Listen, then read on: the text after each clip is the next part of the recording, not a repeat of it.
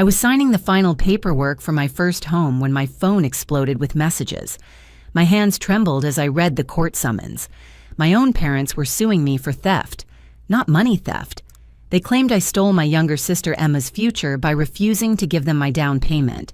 After 12 years of working myself to exhaustion, never taking a penny from them, somehow I owed them everything I'd earned because Emma wanted to attend an expensive art school. The pen slipped from my fingers as memories crashed over me like waves against a crumbling shore.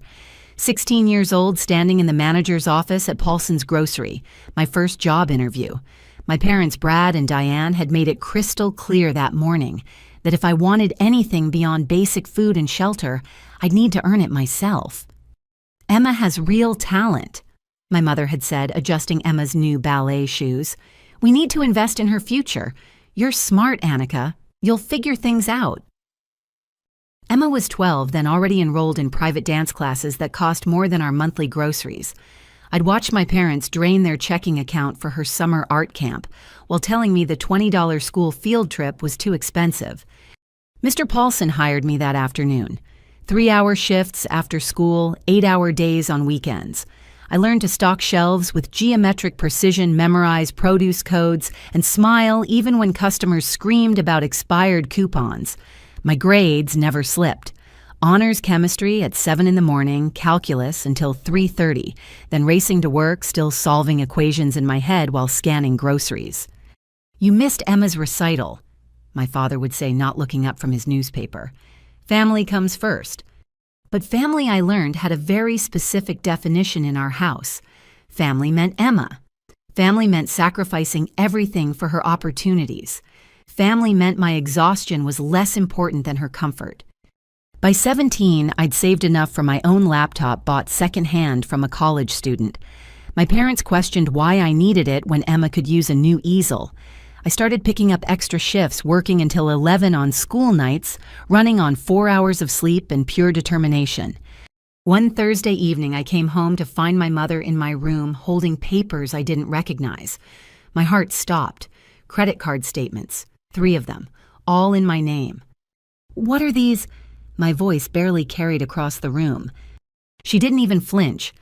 Emma needed supplies for her advanced art class. We knew you'd want to help your sister. You're building credit anyway. $8,000. They'd opened cards in my name and charged $8,000 for paintbrushes and canvas and classes I'd never agreed to fund.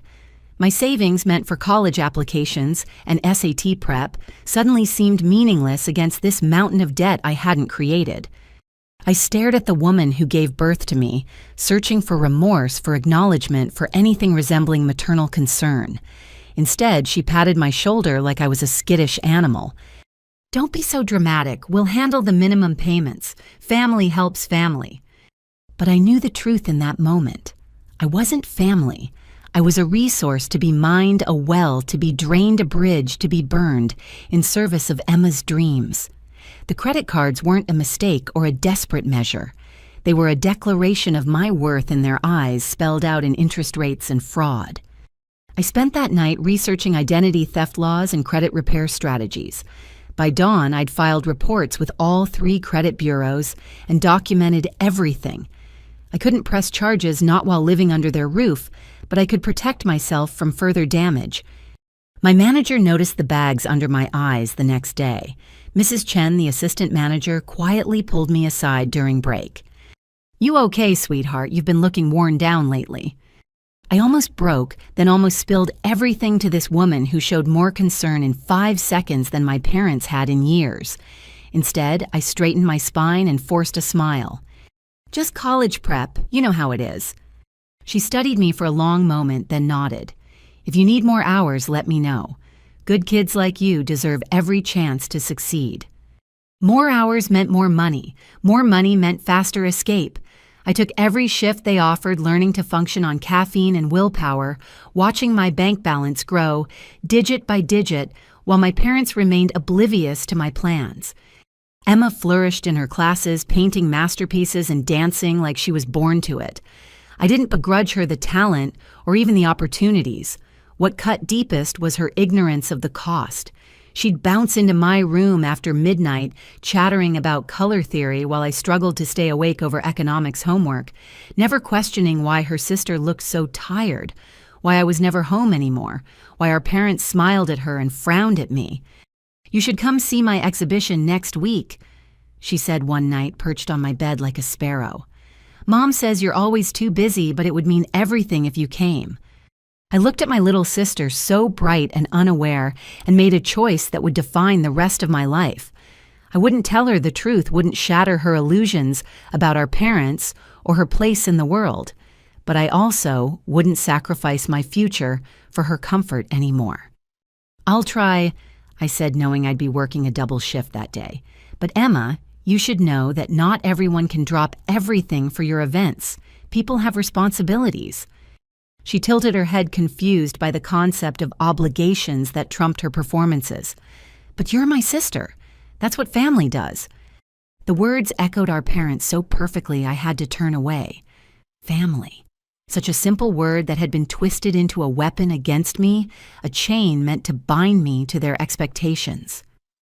As she skipped out of my room, humming a tune from her latest dance routine, I opened my laptop and started researching colleges far from home. The credit cards would complicate financial aid, but I'd figure it out. I always did. That's what you do when you learn at 16 that the only person who'll save you is yourself. State University acceptance letter arrived on a Tuesday. My hands shook as I read it in the grocery store break room, tears blurring the words, "full academic scholarship," until Mrs. Chen gently took the paper from my hands. "Oh, honey," she whispered, pulling me into the kind of hug my mother hadn't given in years. "You did it." 4 years of tuition covered. Room and board were my responsibility, along with books, fees, and everything else. But it was hope, tangible and real, printed on official letterhead. I'd hidden the applications from my parents, used the school counselor's address for correspondence, paid every fee from my carefully guarded savings. "Where is this place?" my father asked that night, barely glancing at my acceptance letter before returning to Emma's latest report card. "Seems far." 3 hours north, I said carefully, "but the economics program is excellent." Economics. My mother's nose wrinkled. Sounds boring. Emma's teacher thinks she could get into the Rhode Island School of Design. Imagine our daughter at such a prestigious art school. Our daughter, singular. The message couldn't have been clearer if they'd written it in neon. I moved into the smallest dorm room on campus that August, everything I owned, fitting in 2 suitcases and a backpack. My roommate Sarah had matching bedding and decorative pillows. I had sheets from the clearance rack and a pillow I'd owned since middle school. "Your parents couldn't help you move in?" Sarah asked, watching me struggle with a box of textbooks I'd bought used. "They were busy," I said, which was technically true. Emma had an intensive workshop that weekend. Apparently driving their eldest to college ranked below watching their youngest paint. 3 jobs materialized within my first week. Cafeteria morning shift starting at 5:30, library desk in the afternoon's weekend cleaning crew for the science buildings. My schedule was color-coded down to 15-minute increments classes, in blue work and red study time in green. Sleep when it happened, didn't get a color. "You're insane," Sarah announced after watching me stumble in at midnight for the 3rd consecutive Tuesday. "Nobody needs to work this much." But she had parents who called every Sunday, sent care packages, deposited money for textbooks without being asked. She couldn't fathom parents who'd steal your identity before they'd support your education. Ramen became my primary food group, 5 for $1 at the shop 6 blocks from campus. I learned to doctor them with eggs when protein was necessary, frozen vegetables when I could afford them. The cafeteria job included 1 free meal per shift, and I made it count, loading my plate during breakfast service with enough calories to sustain the 16-hour days ahead. My accounting professor, Dr. Martinez, noticed me nodding off during a particularly complex lecture on tax codes. She asked me to stay after class, and I braced for academic consequences I couldn't afford. "When's the last time you got 8 hours of sleep?" she asked, instead her voice gentle. "I'm fine," I managed. "Just a busy week." "Annika, you're one of my brightest students, but you're burning yourself out. What's going on?" Something in her tone, maternal and genuinely concerned, cracked my carefully constructed walls. I told her about the jobs, the expenses, the need to graduate debt-free because my credit was already compromised through no fault of my own. She listened without interrupting, then pulled out a business card. My husband's firm needs a part-time bookkeeping assistant, pays 3 times what you're making at those campus jobs combined. Hours are flexible around your classes. I stared at the card like it might disappear. Why would you help me? Because I was you 25 years ago. Sometimes we need someone to see our struggle and offer a ladder instead of judgment. The bookkeeping job changed everything. 15 hours a week at a real wage meant I could quit the cleaning crew, reduce cafeteria shifts, actually sleep occasionally. My grades improved from B's to A's, and Dr. Martinez became my unofficial mentor, teaching me about financial planning beyond textbook theories. Investment in yourself pays the highest dividends, she'd say during our monthly coffee meetings. Remember that when people try to guilt you into spending your resources elsewhere. Her timing was prophetic. My parents started calling more frequently as sophomore year progressed, always with the same refrain. Emma's been accepted to a pre-college program at the Art Institute. My mother gushed during one October call. It's expensive, but so worth it. We were hoping you could contribute maybe $500 a month. I'm eating ramen for dinner again tonight, I said, stirring the noodles with a plastic fork. I don't have $500 to spare. Don't be selfish, Annika, she's your sister. The line went dead before I could respond. They'd call again in a few weeks with another request, another opportunity for Emma that required my sacrifice. I stopped answering on the first ring, then stopped answering altogether unless absolutely necessary. Thanksgiving arrived with an expectation that I'd come home.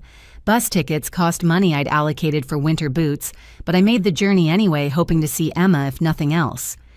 I walked into a house transformed, new furniture in the living room, pristine hardwood floors, where carpet used to be a kitchen that looked lifted from a magazine. Renovations, my father said proudly. The house needed updating. But you said you couldn't help with my textbooks because money was tight. That's different, my mother interjected. This is an investment in our home's value. Emma appeared then wearing designer jeans and a cashmere sweater, chattering about her upcoming showcase. She'd grown taller, more polished, carrying herself with the confidence of someone who'd never questioned their worth or worried about their next meal. Annika, Mom said you might not come because of work or something. I'm so glad you're here. Her hug was genuine, warm, uncomplicated. She didn't know about the credit cards, the sleepless nights, the ramen dinners that funded her dreams. Part of me wanted to tell her everything to shatter the illusion our parents had crafted. But looking at her bright smile, I chose silence again. She was 16 now, the same age I'd been when I started working. But her 16 looked nothing like mine.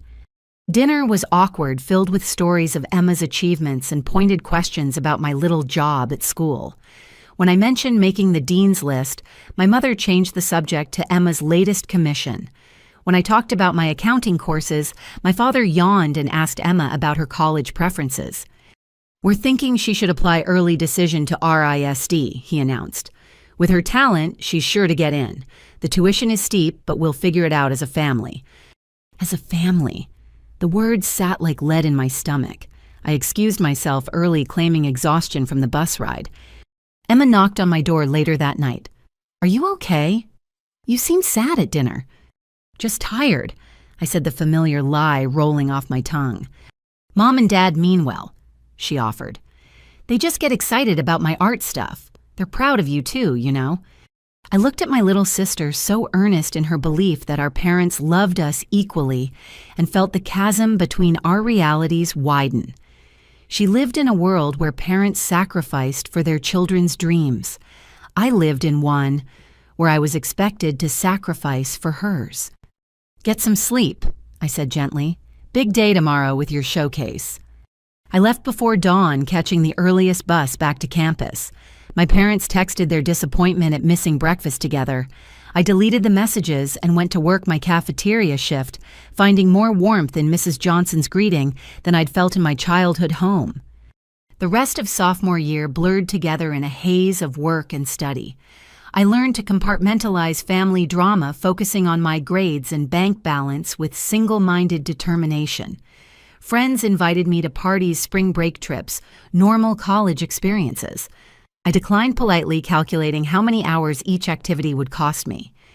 "You're missing out on the best years of your life," Sarah warned one Friday night, dressed for a date, while I prepared for another weekend shift. But she was wrong. These weren't meant to be my best years.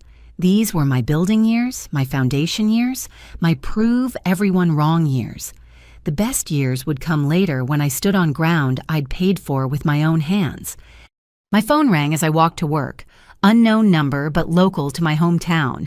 I almost didn't answer, then worried it might be an emergency. "Is this Annika Brennan?" The voice was professional, clipped.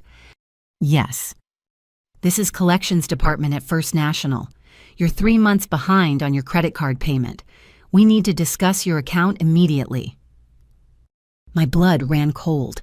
The credit cards my parents had opened, the ones they'd promised to handle. There must be a mistake. I'd been monitoring my credit.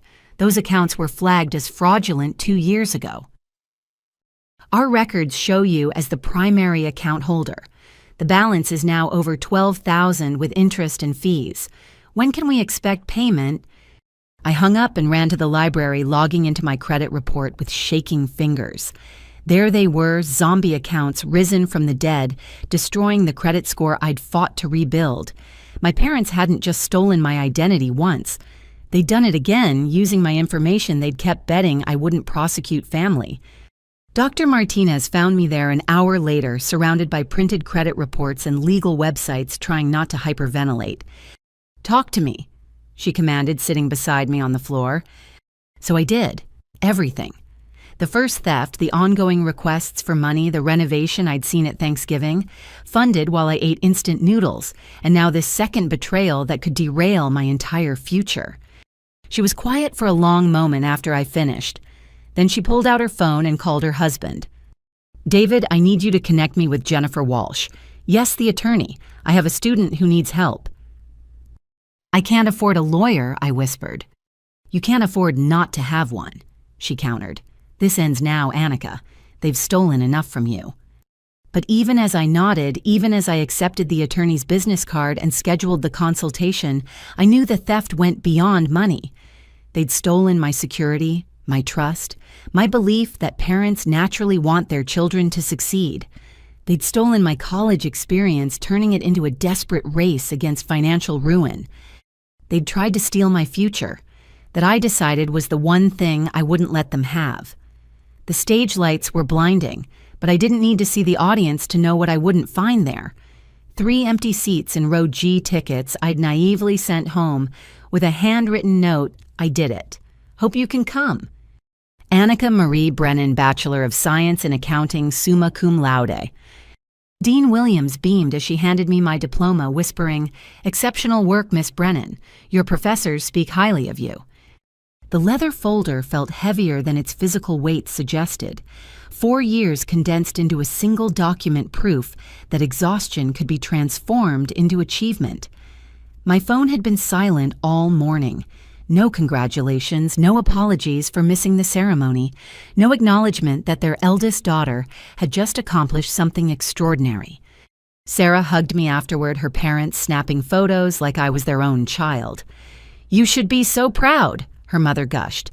"Working your way through school, top of your class. Your parents must be over the moon." They had a prior commitment. I managed the lie easier than explaining that Emma's weekend intensive at a Manhattan art studio trumped my college graduation. Dr. Martinez appeared with her husband David, the attorney who'd helped me navigate the credit card nightmare 2 years prior. They'd become my unofficial family, celebrating my victories and supporting me through battles that shouldn't have been mine to fight. "We have news," David said, pulling me aside after pictures. "The fraud case is officially closed. Your credit is clear and the documentation is sealed. Those accounts can never hurt you again." "What about criminal charges?" He shook his head gently. "You chose not to pursue them. Remember, to protect Emma from the fallout?" I remembered. Another sacrifice at the altar of family peace. The attorney had warned me that prosecution would be public, messy, potentially devastating to my sister's college applications.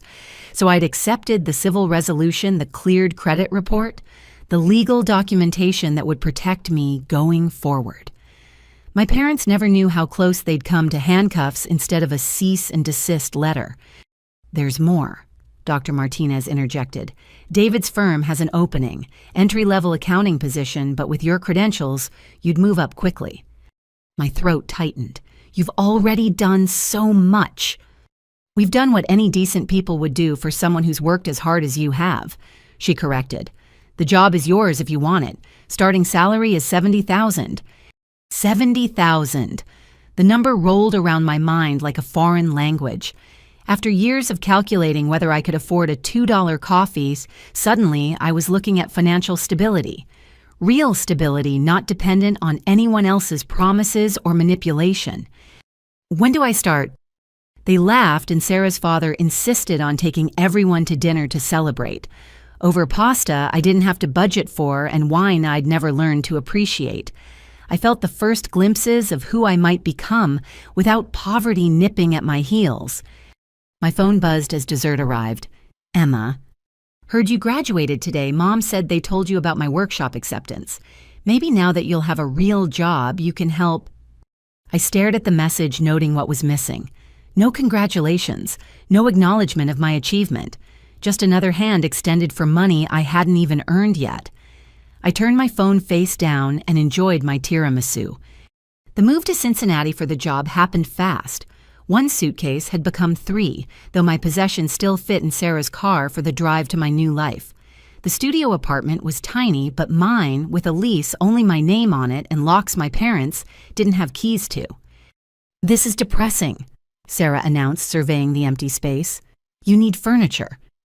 "I need a bed and a desk," I corrected. "Everything else can wait."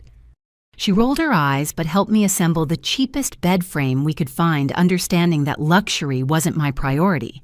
Security was. Every dollar not spent was a dollar saved a step closer to something I couldn't quite name yet, but felt building in my bones. Work was everything Dr. Martinez had promised.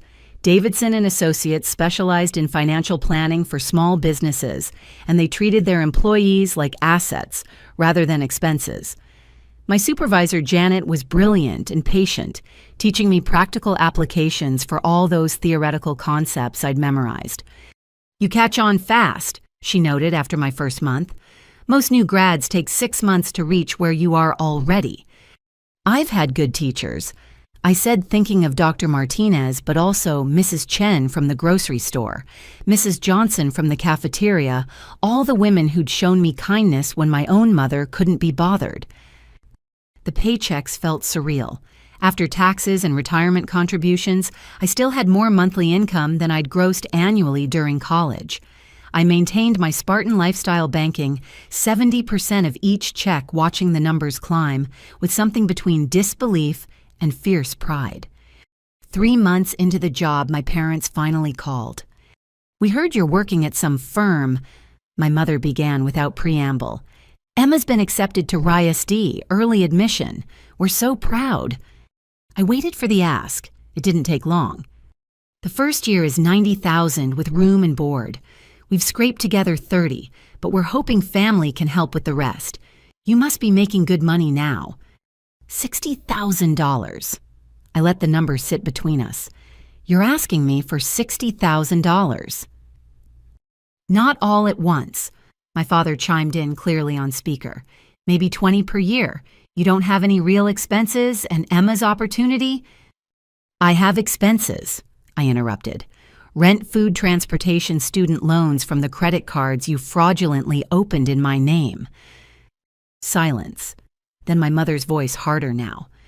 "We're not going to rehash old misunderstandings. This is about Emma's future." "What about my future?" "You already have a job. Emma needs this chance. Don't be selfish, Annika." The word selfish echoed through my empty apartment. Selfish for working since 16. Selfish for paying my own way. Selfish for not handing over money I'd barely started earning to fund someone else's dreams. "I need to think about it." I lied, knowing the answer, but buying time to process the audacity. Don't think too long. Deposits are due soon. Family helps family remember. They hung up without saying goodbye, let alone congratulations on the job they'd only just learned about. Emma texted that night. A photo of her acceptance letter, followed by streams of heart emojis and exclamation points. Then, Mom says you might help with tuition. You're the best sister ever. I wondered what story they'd told her, that I'd volunteered, that I'd eagerly offered to sacrifice my financial stability for her art school dreams, or had they simply assumed my compliance and told her it was handled? Congratulations on wrist, I typed back. Have you looked into scholarships? Mom says I don't need to worry about that stuff. Family takes care of family. There it was again. The phrase that had haunted my adolescence twisted now into an expectation that I'd perpetually fund Emma's life while receiving nothing in return, not even acknowledgement of my own accomplishments. I didn't respond. Instead, I opened my banking app and looked at my growing savings. Each dollar represented an hour worked a meal, skipped a sacrifice made. The thought of handing it over to the people who'd stolen my identity felt like volunteering for robbery. Janet noticed my distraction at work the next day. Everything okay? You seem off. Family stuff, I said vaguely. She laughed, but not unkindly. The hardest part about financial success is suddenly everyone expects you to fund their dreams. Stay strong. Your money, your choice. Her casual understanding hit deeper than she knew. I'd been so isolated in my experience, I'd never considered others face similar pressures. 2 weeks passed. The calls increased. Daily voicemails from my mother, each more accusatory than the last. Messages from my father about disappointment and family obligations. Even extended relatives began reaching out, clearly recruited to the cause. Your cousin Marie says you're refusing to help Emma, my Aunt Patricia texted. That can't be true. You were always such a good girl. Good girl. Code for compliant selfless to the point of self-destruction, willing to light myself on fire to keep others warm. I'd been a good girl at 16, working myself sick while my parents spent money on Emma. I'd been a good girl in college, staying silent about the fraud to protect family peace. But good girls, I was learning, often ended up exhausted and alone, while everyone else thrived on their sacrifices. The breaking point came through Emma herself. She called on a Thursday evening voice trembling. Annika, I don't understand. Mom and Dad said you promised to pay for my school, but now you're backing out. How could you do this to me? Emma, I never promised anything. They asked me 2 weeks ago, and I said I'd think about it. They told me it was handled. I already told all my friends. I turned down other schools because RESD was my dream, and you were making it possible. Now what am I supposed to do?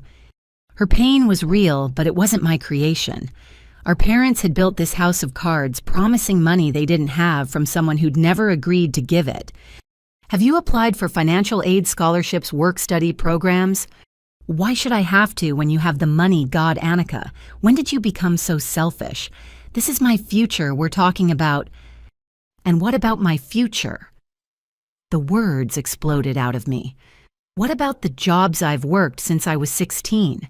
The nights I went hungry so I could save for textbooks, the credit cards they opened in my name to pay for your opportunities. When does my future matter? Emma. What credit cards? The silence stretched between us. She genuinely didn't know. Of course she didn't. They'd protected her from the ugly truth while making me the villain of the story. Ask Mom and Dad about the credit cards, I said quietly. Ask them why I had to hire a lawyer in college. Ask them where the money for your dance classes and art camps really came from. Then we can talk about who's being selfish. I hung up before she could respond. My hands shook as I set the phone aside, knowing I'd just lit a fuse that would explode through my family. But maybe it was time. Maybe protecting Emma had enabled our parents to continue their toxic patterns. The next morning, I woke to 37 missed calls. I deleted the voicemails without listening and went to work. Janet took one look at my face and handed me the biggest client file on her desk. Sometimes the best therapy is burying yourself in spreadsheets, she said wisely. By evening, Emma had texted again, a simple message that changed everything. I found the credit reports in Dad's office. I'm sorry. I'm so sorry. But apologies I was learning didn't pay back stolen years or repair damaged trust. They didn't erase the nights I'd cried myself to sleep hungry and exhausted while funding her childhood dreams. They were just words, and I'd learned long ago that in my family, words meant nothing compared to actions. My parents never apologized. They simply pivoted to anger, spreading their version of events to anyone who'd listen. Their eldest daughter, they claimed, had abandoned family values for money, had turned her back on her sister out of jealousy and spite. But I knew the truth. I hadn't abandoned family values. I'd finally recognized that in their definition of family, I was never truly included. I was the resource, not the recipient. The giver, never the given to. And recognizing that wasn't selfish. It was survival. 5 years. 1,825 days of watching my savings account grow from 3 digits to 4, then steadily climbing toward 5. Each deposit was a small victory, proof that I could build something from nothing, that discipline could triumph over dysfunction.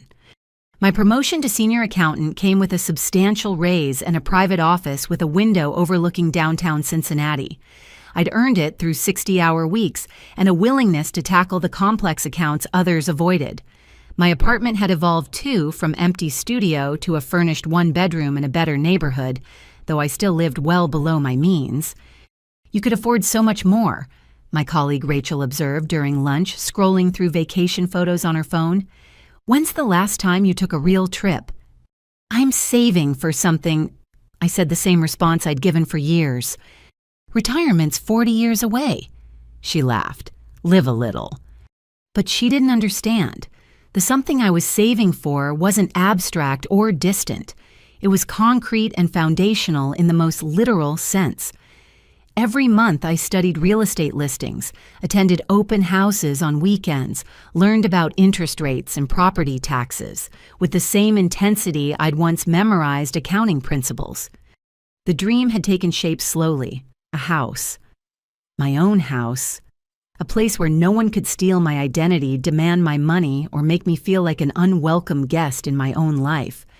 Sometimes I'd lie awake imagining it a kitchen where I'd never go hungry, a bedroom where I could sleep without fear of the next financial crisis, a door I could lock against anyone who'd tried to drain me dry. My phone rang on a Tuesday afternoon. Emma. We'd spoken sporadically since the credit card revelation 3 years ago. She'd attended state school on academic scholarships, apparently motivated by necessity to excel in ways privilege had never inspired. Our conversations were careful, testing boundaries like frost on fragile glass. I graduate next month, she said without preamble. Art education degree, I wanted you to know. That's wonderful, Emma. Congratulations. I'm going to teach in underserved communities, kids who might not otherwise get art programs. She paused. I've been thinking a lot about access and opportunity, about who gets them and who pays for them. The subtext wasn't subtle. She'd grown up these past years, developed awareness our parents had tried to shield her from. We talked for an hour, the longest conversation we'd had since childhood. She told me about her student teaching her boyfriend, Marcus, who worked construction, her tiny apartment shared with 3 roommates. Mom and Dad hate everything about my life, she admitted. They wanted me at RISD making connections with wealthy patrons, becoming the artist they envisioned. Instead, I'm going to teach finger painting to 6-year-olds in Title I schools. And you're happy.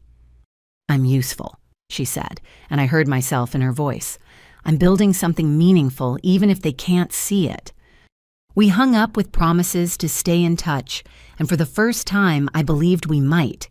She was finding her own way separate from our parents' toxic expectations.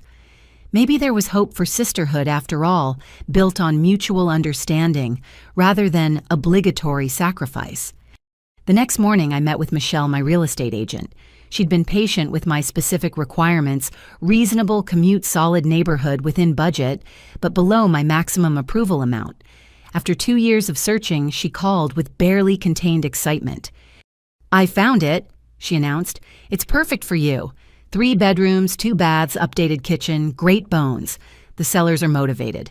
Military transfer, need to close quickly." We toured it that afternoon. A 1960s colonial on a quiet street with mature trees and a small backyard, perfect for reading on summer evenings. The kitchen had been renovated recently, granite countertops, and stainless appliances that seemed impossibly luxurious after years of apartment living. But it was the second bedroom that sold me flooded with morning light, perfect for a home office where I could build my consulting practice. "I want to make an offer," I said, surprising myself with the certainty. Michelle grinned. "I had a feeling. Let's write it up." The sellers accepted within hours, 30-day close contingent on inspection. I'd done everything right, 20% down payment, saved excellent credit score, rebuilt from the ashes of fraud, pre-approval letter in hand. Yet my hand still trembled as I signed the purchase agreement. That evening, I called Dr. Martinez.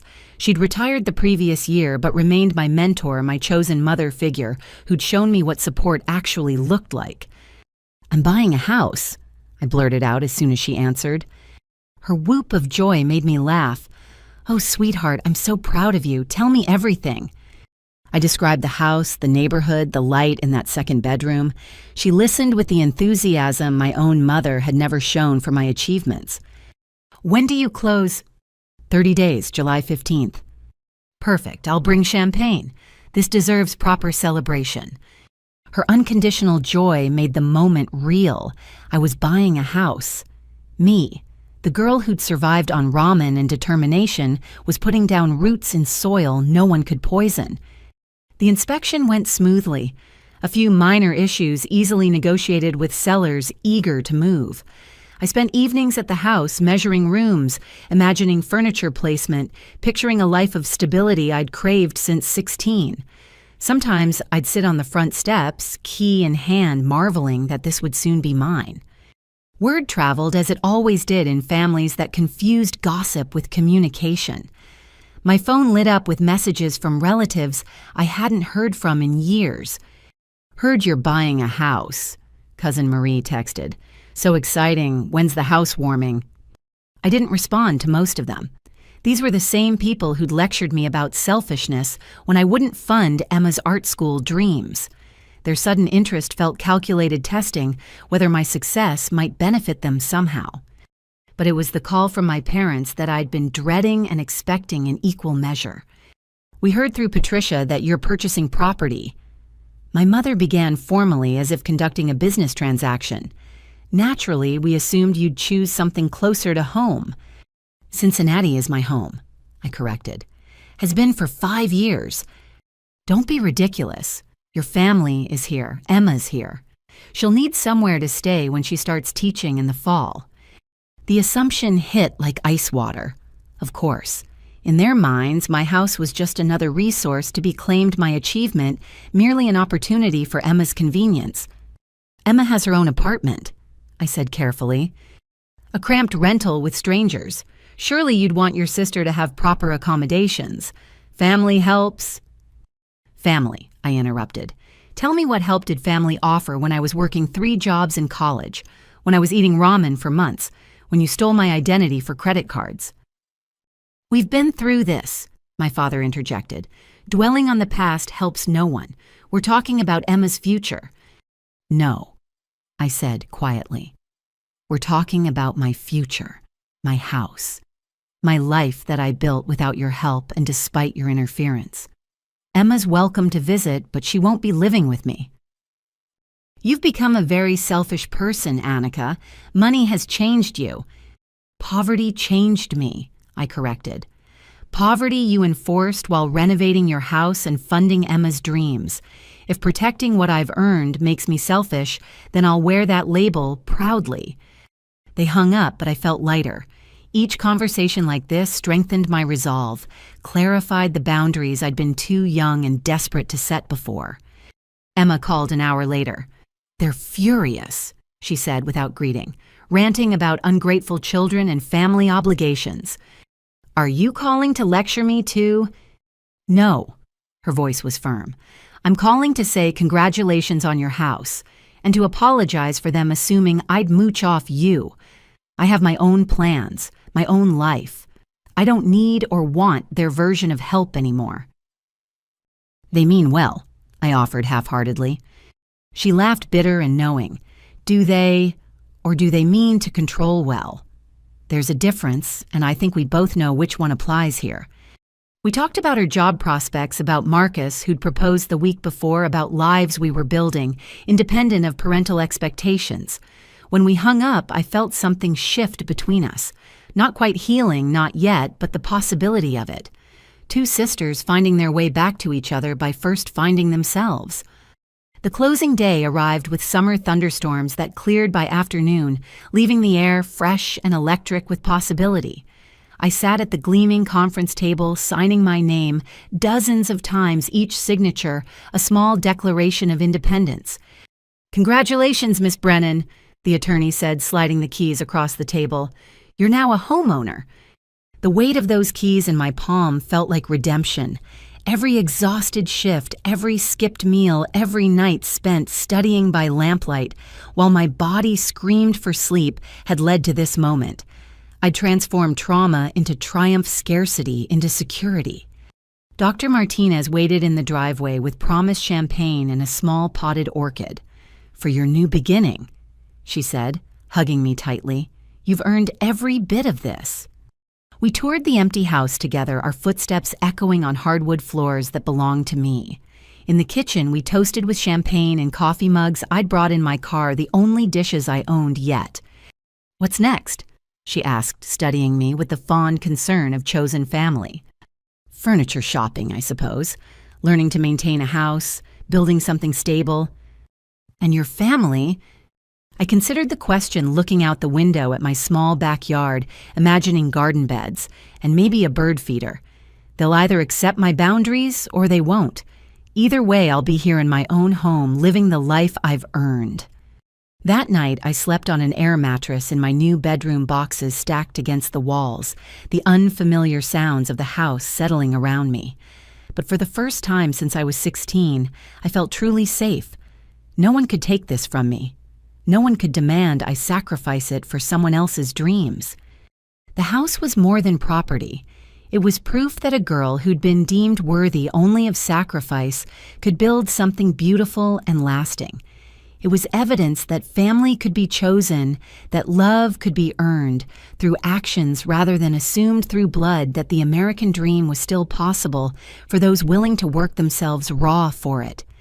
Tomorrow I'd begin the process of making this house a home, but tonight I lay in my own room in my own house paid for with my own money and felt the kind of peace that comes from knowing you've saved yourself.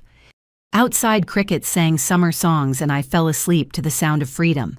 The furniture arrived piece by piece, each delivery truck representing another small victory.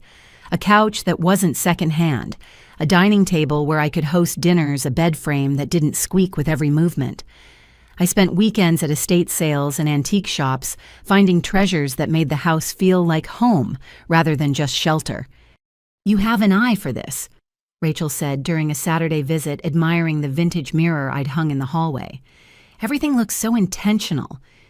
"When you wait long enough for something, you know exactly what you want," I replied, adjusting a throw pillow I'd splurged on after deliberating for 3 weeks. My consulting practice grew steadily, evening and weekend clients who needed help with small business accounting, tax preparation, financial planning. The home office had become command central with filing cabinets and dual monitors, professional enough to meet clients but personal enough to remind me how far I'd come. 3 months into homeownership, I was reviewing a client's quarterly reports when my doorbell rang. Emma stood on my porch, looking smaller than I remembered holding a potted basil plant. "Housewarming gift," she said awkwardly. "I know I'm late, but I wanted to see your place." I led her through the house, watching her take in the details.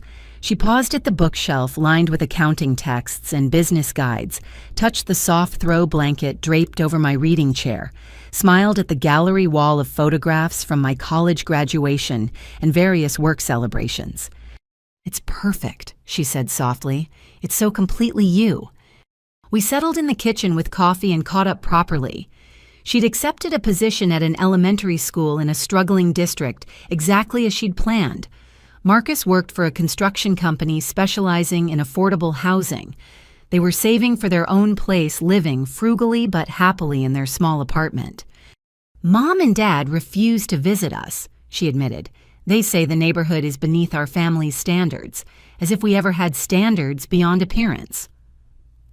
"They haven't seen my house either," I offered, though I suspect that's for different reasons. We shared a knowing look. Our parents' absence had become its own form of presence, defining us by what we chose to reject rather than accept. "I need to tell you something," Emma said, setting down her mug. "They're in financial trouble, real trouble this time." My stomach clenched. "How bad?" "Dad made some risky investments, something about cryptocurrency and a sure thing from his golf buddy. They lost most of their retirement savings." Of course they did. I couldn't muster surprise. My father had always chased get-rich-quick schemes, convinced his ship would come in without the tedious work of actually building it. "They're talking about selling the house, downsizing to an apartment." Emma watched my face carefully. "I thought you should know before they call." "They won't call," I predicted. "They'll have you or Aunt Patricia or someone else deliver the message, hoping I'll offer without being asked directly. Then they can maintain their pride while taking my money." Emma winced. "You know them well." "I learned the hard way." She left with promises to bring Marcus next time, and I spent the evening anticipating the storm headed my way. Sure enough, Aunt Patricia called that night. "Your parents are facing some challenges," she began delicately. "I'm sure if you knew the situation, you'd want to help. After all they've done for you." "What exactly have they done for me, Patricia?" Silence. Then, "They raised you, fed you, kept a roof over your head." The legal bare minimum, while stealing my identity, ruining my credit, and telling me I wasn't worth investing in. So again, what have they done for me? "You've become very hard, Annika. Success has changed you." Survival changed me. I corrected for the second time in recent memory, and I won't apologize for it. The calls multiplied over the following weeks. Cousins I barely knew, family friends who hadn't spoken to me in years, all with the same message wrapped in different paper. "Your parents need help. Family supports, family. Don't be selfish with your success." I changed nothing about my life. Continued working, building my client base, tending the small garden I'd planted in the backyard. The basil from Emma thrived on my kitchen windowsill, a reminder that some family connections could be healthy and reciprocal.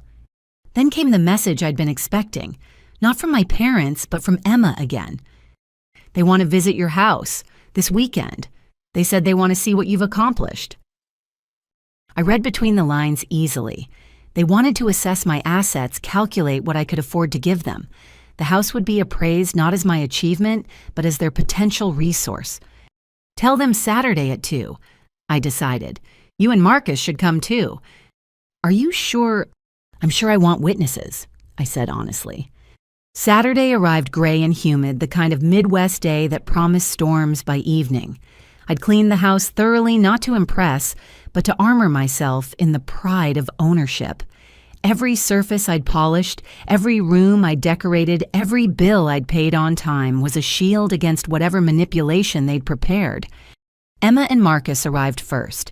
Marcus was exactly what she'd described, solid kind with calloused hands and an easy smile. He admired the house with genuine appreciation, asking about the renovation choices, complimenting the craftsmanship he recognized from his own work. "You two would get along," Emma told him. "You both understand building things that last." My parents arrived 15 minutes late, my mother's expression already disapproving as she surveyed the neighborhood. "It's very suburban," she pronounced as if I'd claimed to live in a mansion. "It's perfect for me," I replied, leading them inside. They toured the house like appraisers, my father checking window seals and foundation walls, my mother opening closets and cabinets with invasive curiosity. In my office, they exchanged meaningful looks at the obvious signs of my consulting practice. You're running a business from home. My father's tone suggested I was selling drugs rather than preparing tax returns. A successful one, I confirmed. We gathered in the living room, the tension thick enough to cut. Emma and Marcus sat close together on the love seat, unified in their discomfort.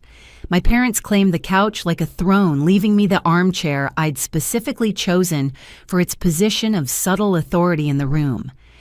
It's a lovely starter home. My mother began the diminutive intentional. Though I'm surprised you didn't consult us before making such a large purchase. I didn't need to consult anyone, I bought it myself. Still, my father interjected, family wisdom could have helped. For instance, did you know the market is about to tank? You've probably already lost equity. I recognize the manipulation, the attempt to make me feel foolish to position them as the experts, despite their recent catastrophic losses. The market is actually stable in this area, Marcus said quietly. We track it for our affordable housing projects. Annika made a smart buy. My parents looked at him like he'd spoken out of turn, which in their world he had. Emma's boyfriend wasn't supposed to have opinions, especially not ones that contradicted their narrative. Regardless, my mother pivoted, we're pleased to see you doing well. It makes what we need to discuss easier. Here it comes, I thought, the ask wrapped in false pride. As Emma may have mentioned, we've hit a temporary rough patch. Nothing we can't recover from, of course, but timing is challenging. My father's businessman persona emerged, the one that had failed repeatedly, but never learned humility. We're looking at this as an opportunity to restructure. Restructure, I repeated flatly. Downsize the house, liquidate some assets, streamline our lifestyle. He listed disaster-like items on a grocery list. But there's a gap between our current position and where we need to be. How much I cut through the performance. My mother bristled at my directness. It's not about money, Annika. It's about family helping through transition. How much? I repeated. They exchanged glances. 40,000 would see us through. Consider it an investment in your parents' stability. You'd get it back, of course, once we're reestablished. Emma made a small sound of disbelief. Even she hadn't known the scope of their request. $40,000. More than 2 years of my college expenses. More than they'd ever considered spending on my education or well-being. No. The word hung in the air like a judge's gavel. Simple, final, non-negotiable. No. My mother's voice pitched higher. Just no without even considering it. I considered it for exactly as long as you considered helping me through college. Which is to say not at all. We couldn't afford, my father started. You renovated the kitchen while I ate ramen. You bought Emma a car while I walked miles to work. You had money. You chose where to spend it. Now I'm choosing too. This is different, my mother insisted. We're facing homelessness. Marcus shifted uncomfortably, but it was Emma who spoke. No, you're not. You're facing the consequences of bad decisions. There's a difference. The betrayal on our parents' faces would have been comical if it wasn't so sad. Their golden child, the one they'd protected and privileged, had finally seen through the facade. You've poisoned her against us, my mother accused me, filled her head with your bitterness and selfish interpretations. I told her the truth, I said simply, about the credit cards, the stolen identity, the years of being told I wasn't worth investing in. If truth feels like poison, maybe examine what you've been feeding us all these years. My father stood abruptly. We didn't come here to be lectured by ungrateful children. We're your parents. We deserve respect. Respect is earned, I replied, remaining seated. And you spent my entire childhood showing me exactly what you think I'm worth. Now you want me to hand over $40,000 I worked myself sick to earn. That's not respect. That's exploitation. If we lose the house, my mother's threat trailed off unfinished but clear. Then you'll experience a fraction of the instability you forced on me. The difference is, you'll be facing it as adults who made choices, not a child who had none. They left without goodbye, my mother's parting shot about never darkening my door again, ringing hollow. They'd never darkened it with support or love anyway. Their absence would be no different than their presence had always been conditional, transactional, ultimately irrelevant to my life. Emma and Marcus stayed helping me process the confrontation over Chinese takeout and beer. "They'll tell everyone you refuse to help," Emma warned. "The whole family will hear their version." "Let them," I said, meaning it. "Anyone who believes I owe them $40,000 after what they put me through isn't someone whose opinion matters to me." "For what it's worth," Marcus said quietly, "I think you handled that with incredible grace, more than they deserved." Emma squeezed his hand, and I saw in that gesture what I'd built with my chosen family. Dr. Martinez, Janet from work, even Rachel, who didn't understand my saving but supported it anyway. Real family showed up without price tags, celebrated your victories without calculating their cut, offered support without expecting repayment. That night after they'd gone home, I sat in my office updating client files. My phone buzzed with messages from extended family, the predictable cascade of guilt and manipulation. I deleted them unread, focusing instead on the work that had saved me, the career that had given me options, the life I'd built despite every obstacle they'd thrown in my path. The storm finally arrived near midnight, rattling windows and bending trees, but my house stood firm. I'd chosen well invested wisely, built something that could weather whatever came. Let my parents face their own storms. I'd spent enough years being their umbrella. In the morning, I'd tend my garden, meet with clients, continue building the life I deserved. But tonight, I simply sat in my home, my achievement, my proof that a girl deemed worthless could create worth from nothing but determination and spite. The thunder rolled overhead, but I wasn't afraid. I'd survived worse storms than this. Monday morning arrived with an email that made my coffee taste bitter. The sender was a law firm I didn't recognize, subject line deliberately vague, urgent matter regarding family assets. My hand steadied as I clicked open the attachment. Legal letterhead, formal language.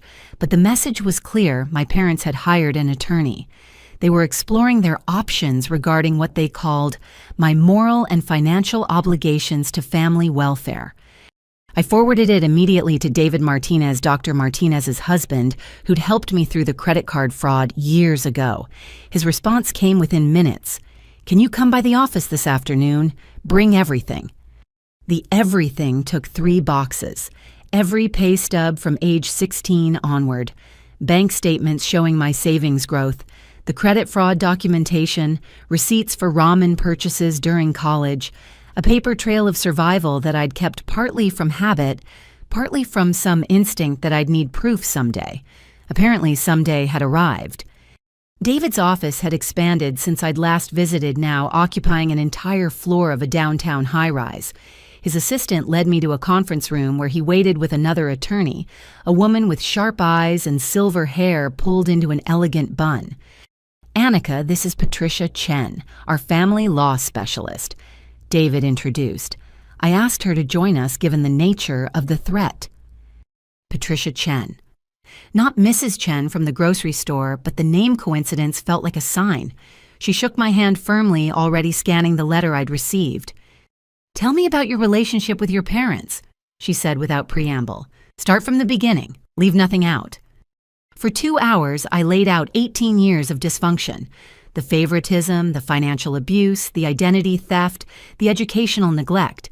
David had heard much of it before, but Patricia took notes with the focused intensity of someone building a case. "The credit card fraud is documented?" she asked. "Everything," David confirmed. "I handled that case personally. We have paper trails, credit bureau reports, even recordings of collection calls Annika received for debts she didn't create." Patricia nodded slowly. "And your sister? What's her position in this?" "Emma's supportive of me. She's discovered the truth about our parents over the past few years. She won't take their side in this." "Good." Patricia set down her pen. "Here's what they're attempting.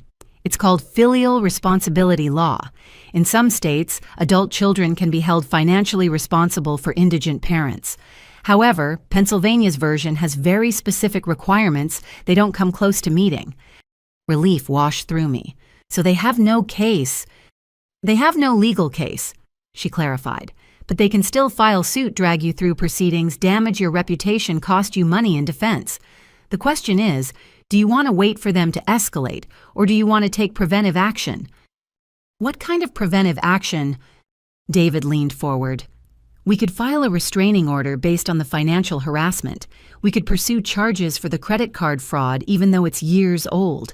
We could send a cease and desist letter that makes clear any legal action will result in counterclaims.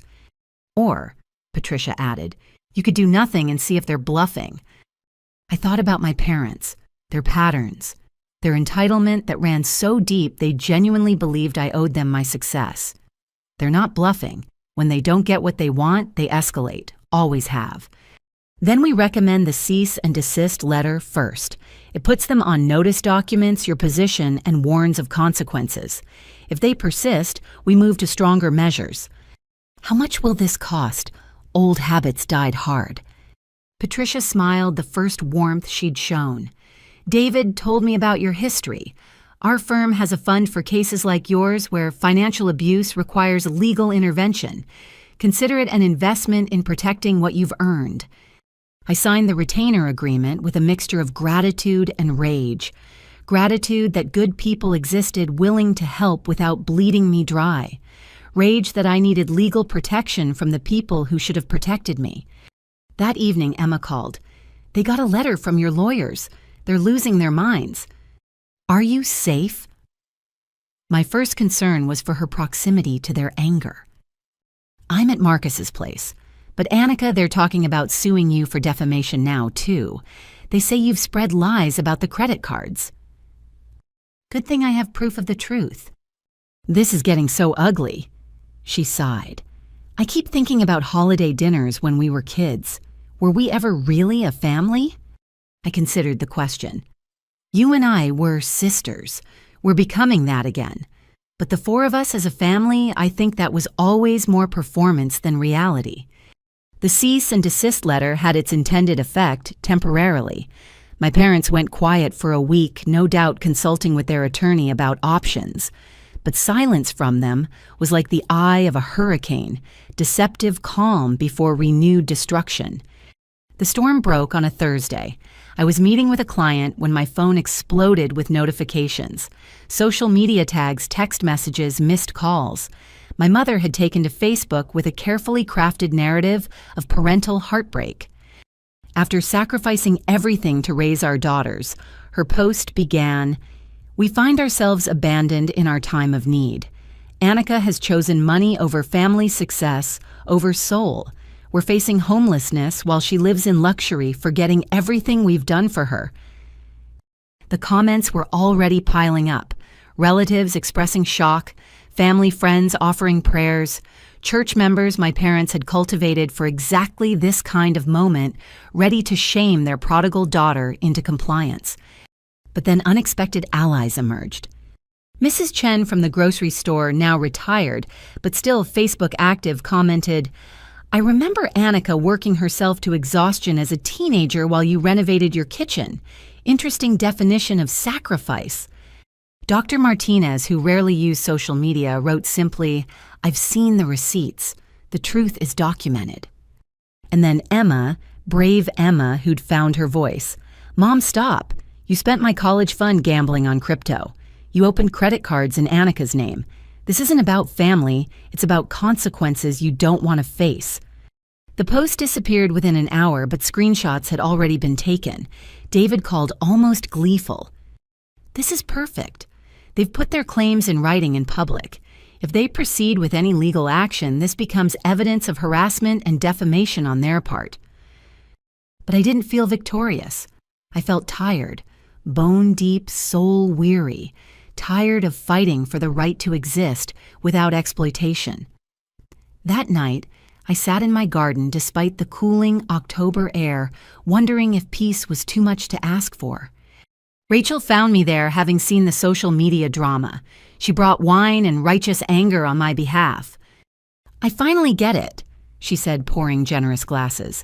Why you saved so obsessively, why you never splurged. You weren't just building a future, you were building a fortress. And yet they're still trying to breach the walls. But they can't, she pointed out. Look at you. Your house, your career, your savings. You've made yourself lawsuit-proof by being exactly what they never expected successful without them. We drank in companionable silence until she asked, "What happens next?" I wait. They'll either escalate or retreat. History suggests escalation, but maybe public humiliation will inspire new behavior. Monday brought my answer. Not another letter, but a phone call from David. His voice was carefully controlled. "They've actually filed," he said, "suit for financial support based on what they're calling unjust enrichment.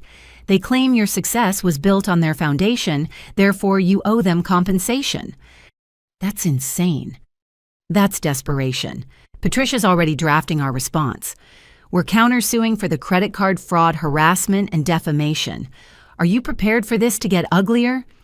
I thought about the 16-year-old girl who'd taken that first grocery store job, who dreamed of nothing more complex than paying for her own textbooks. She'd never imagined legal battles with her parents, public airings of private pain, the need to defend her, right to keep what she'd earned. But that girl had become this woman, sitting in her own office in her own house with resources and allies she'd cultivated through years of lonely work. The fight wasn't fair, but then nothing about my family had ever been fair. "I'm prepared," I said, meaning it. "They want to take this to court. Let's go to court. I've got 18 years of evidence and nothing left to lose." "Actually," David corrected gently, "you've got everything to protect. That's why we're going to win." After we hung up, I pulled out the boxes of documentation again. Pay stubs from teenage years, college transcripts earned despite impossible odds, bank statements showing slow but steady growth, evidence of a life built without help against active hindrance, through sheer stubborn refusal to accept that I was worth less than my sister. My phone buzzed. Emma again. "I'm so sorry I tried to talk them out of it." "Not your fault," I texted back. "Never was." "Marcus says we should come to court. Show where we stand. Would that help or hurt?" I considered it. My sister choosing sides in a battle that should never have existed, but her presence would mean something, a reversal of the dynamics our parents had created. "It would help," I admitted, "but only if you're truly comfortable." "I'm done being comfortable while you fight alone. See you in court literally this time." That night, I updated my client files, tended my houseplants, cooked a real dinner instead of stress-eating cereal. Normal activities that anchored me to the life I'd built. Let my parents drag me to court. Let them air every grievance and manufactured claim. I had something they'd never anticipated, proof that their treatment hadn't broken me. Every document in those boxes wasn't just evidence of neglect. It was testimony to resilience, determination, and the radical act of believing I deserved better. They could take me to court, but they couldn't take what I'd become in spite of them. The courthouse steps seemed steeper than they should have been. November wind cutting through my carefully chosen navy suit. David and Patricia flanked me like bodyguards carrying boxes of evidence that documented a lifetime of financial neglect and abuse. Behind us, Emma and Marcus climbed in solidarity, their presence a comfort I hadn't expected to need so badly. "Remember," Patricia said as we paused outside the courtroom doors, "let them present their case first. Every word they say is rope to hang themselves with." Inside the courtroom was smaller than television had led me to expect, more intimate, which somehow made it worse. My parents sat at the plaintiff's table with their attorney, a man whose expensive suit couldn't hide the desperation of taking such a case. They'd dressed for sympathy my mother in a modest dress I'd never seen before, my father in his only suit, the one he wore to Emma's events. We took our seats. Judge Catherine Morrison presided, a woman in her 60s with eyes that missed nothing. The court reporter settled at her station. This was really happening. "Case number 2024 CV3847, the bailiff announced. Brad and Diane Brennan versus Annika Brennan. Claim of unjust enrichment and failure to provide familial support." Their attorney, Mr. Fitzgerald, stood with theatrical gravity. "Your Honor, we're here because of a fundamental breakdown in family values. My clients Brad and Diane Brennan spent 18 years raising, nurturing, and providing for their daughter Annika. Now, in their time of need, she refuses to honor the most basic obligation a child has to their parents." I forced myself to breathe normally as he painted a picture I didn't recognize. Parents who sacrificed everything, who went without so their children could thrive. A daughter who took every advantage and then abandoned them the moment she found success. "My clients are facing foreclosure," he continued. "Meanwhile, their daughter owns a home, outright runs a successful business, has substantial savings. The disparity is unconscionable when you consider everything they invested in her future."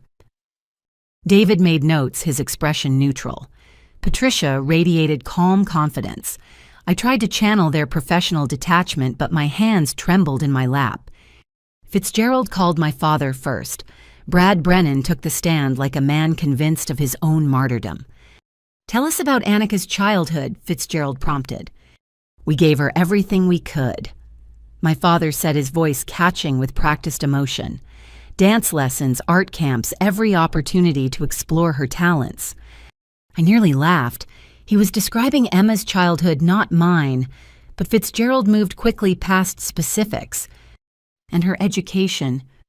We always stressed its importance, made sure she had what she needed to succeed. Yet now she refuses to help with your current situation. She won't even discuss it. We're her parents and she treats us like strangers asking for handouts. It's heartbreaking." Patricia rose for cross-examination with predatory grace. "Mr. Brennan, you mentioned dance lessons and art camps. Can you provide receipts for these expenses related to Annika?" He shifted. "Well, I don't have receipts from that long ago." "I see. Can you tell the court when Annika started working?" "I believe she was in high school." 16, correct. "And do you know why she started working at 16? Teenagers want spending money." Patricia produced a document. "This is a pay stub from Paulson's Grocery dated 2 weeks after Annika's 16th birthday. It shows 30 hours per week. That's unusual for spending money, isn't it?" She was ambitious.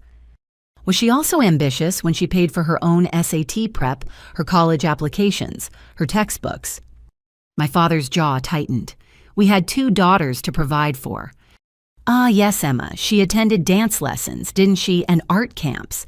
In fact, weren't all those opportunities you mentioned actually for Emma, not Annika? Both our daughters benefited from a cultured household." Patricia smiled coldly. "Speaking of benefiting, let's discuss the credit cards opened in Annika's name when she was 17. The courtroom atmosphere shifted. My father went pale. "Objection," Fitzgerald called out. "Relevance. It speaks directly to the nature of the parent-child relationship and who actually benefited from whom," Patricia responded. "I'll allow it," Judge Morrison ruled. Patricia presented the credit bureau reports, the fraud documentation, the paper trail I'd preserved for years. 3 credit cards, $8,000 in debt, all in your teenage daughter's name. Can you explain this?" "It was a misunderstanding," my father stammered. "We intended to pay them off." "Yet you didn't. Annika discovered them only when collectors called. She had to hire an attorney while in college to clear her credit. Does that sound like parents providing for their child?" The examination continued, each question stripping away the veneer of parental devotion. By the time my father left the stand, he looked smaller, older, exposed. My mother took his place, her performance more polished but equally damning under Patricia's scrutiny. "Mrs. Brennan, you've claimed financial hardship, yet courthouse records show you renovated your home extensively while Annika was in college. Can you explain spending $40,000 on renovations while your daughter ate ramen?" "Home maintenance is necessary," my mother said stiffly. "Granite countertops are necessary. A new deck, premium appliances."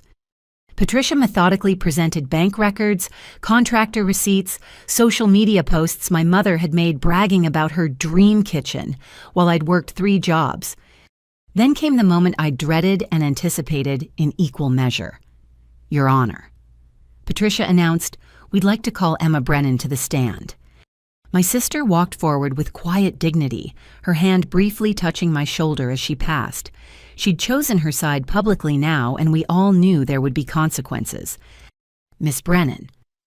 Patricia began gently. "Can you tell us about the financial support your parents provided during your childhood?" Emma's voice was steady. "I received extensive support. Private dance lessons from age 4, art camps every summer, a car for my 16th birthday, spending money whenever I asked." "And your sister?" "Annika worked, always. I thought it was normal until I got older and realized none of my friends' siblings worked that much in high school." "Did your parents explain the disparity?" Emma looked directly at our parents. "They said Annika was independent, that she preferred to earn her own way. I believed them because I was a child who didn't know better." "When did you learn the truth?" "When I was 18, Annika refused to pay for my art school tuition and I was angry. Then I found documents in Dad's office showing the credit cards he'd opened in her name. I realized she wasn't independent by choice. She was independent by necessity." My mother made a sound of protest. The judge silenced her with a look. Emma continued, tears now flowing freely. "They stole from her. Not just money, but opportunity, security, the chance to be young. And they made me complicit by accepting what should have been shared between us." When David stood for our defense presentation, the courtroom energy had completely shifted. He laid out the facts with surgical precision.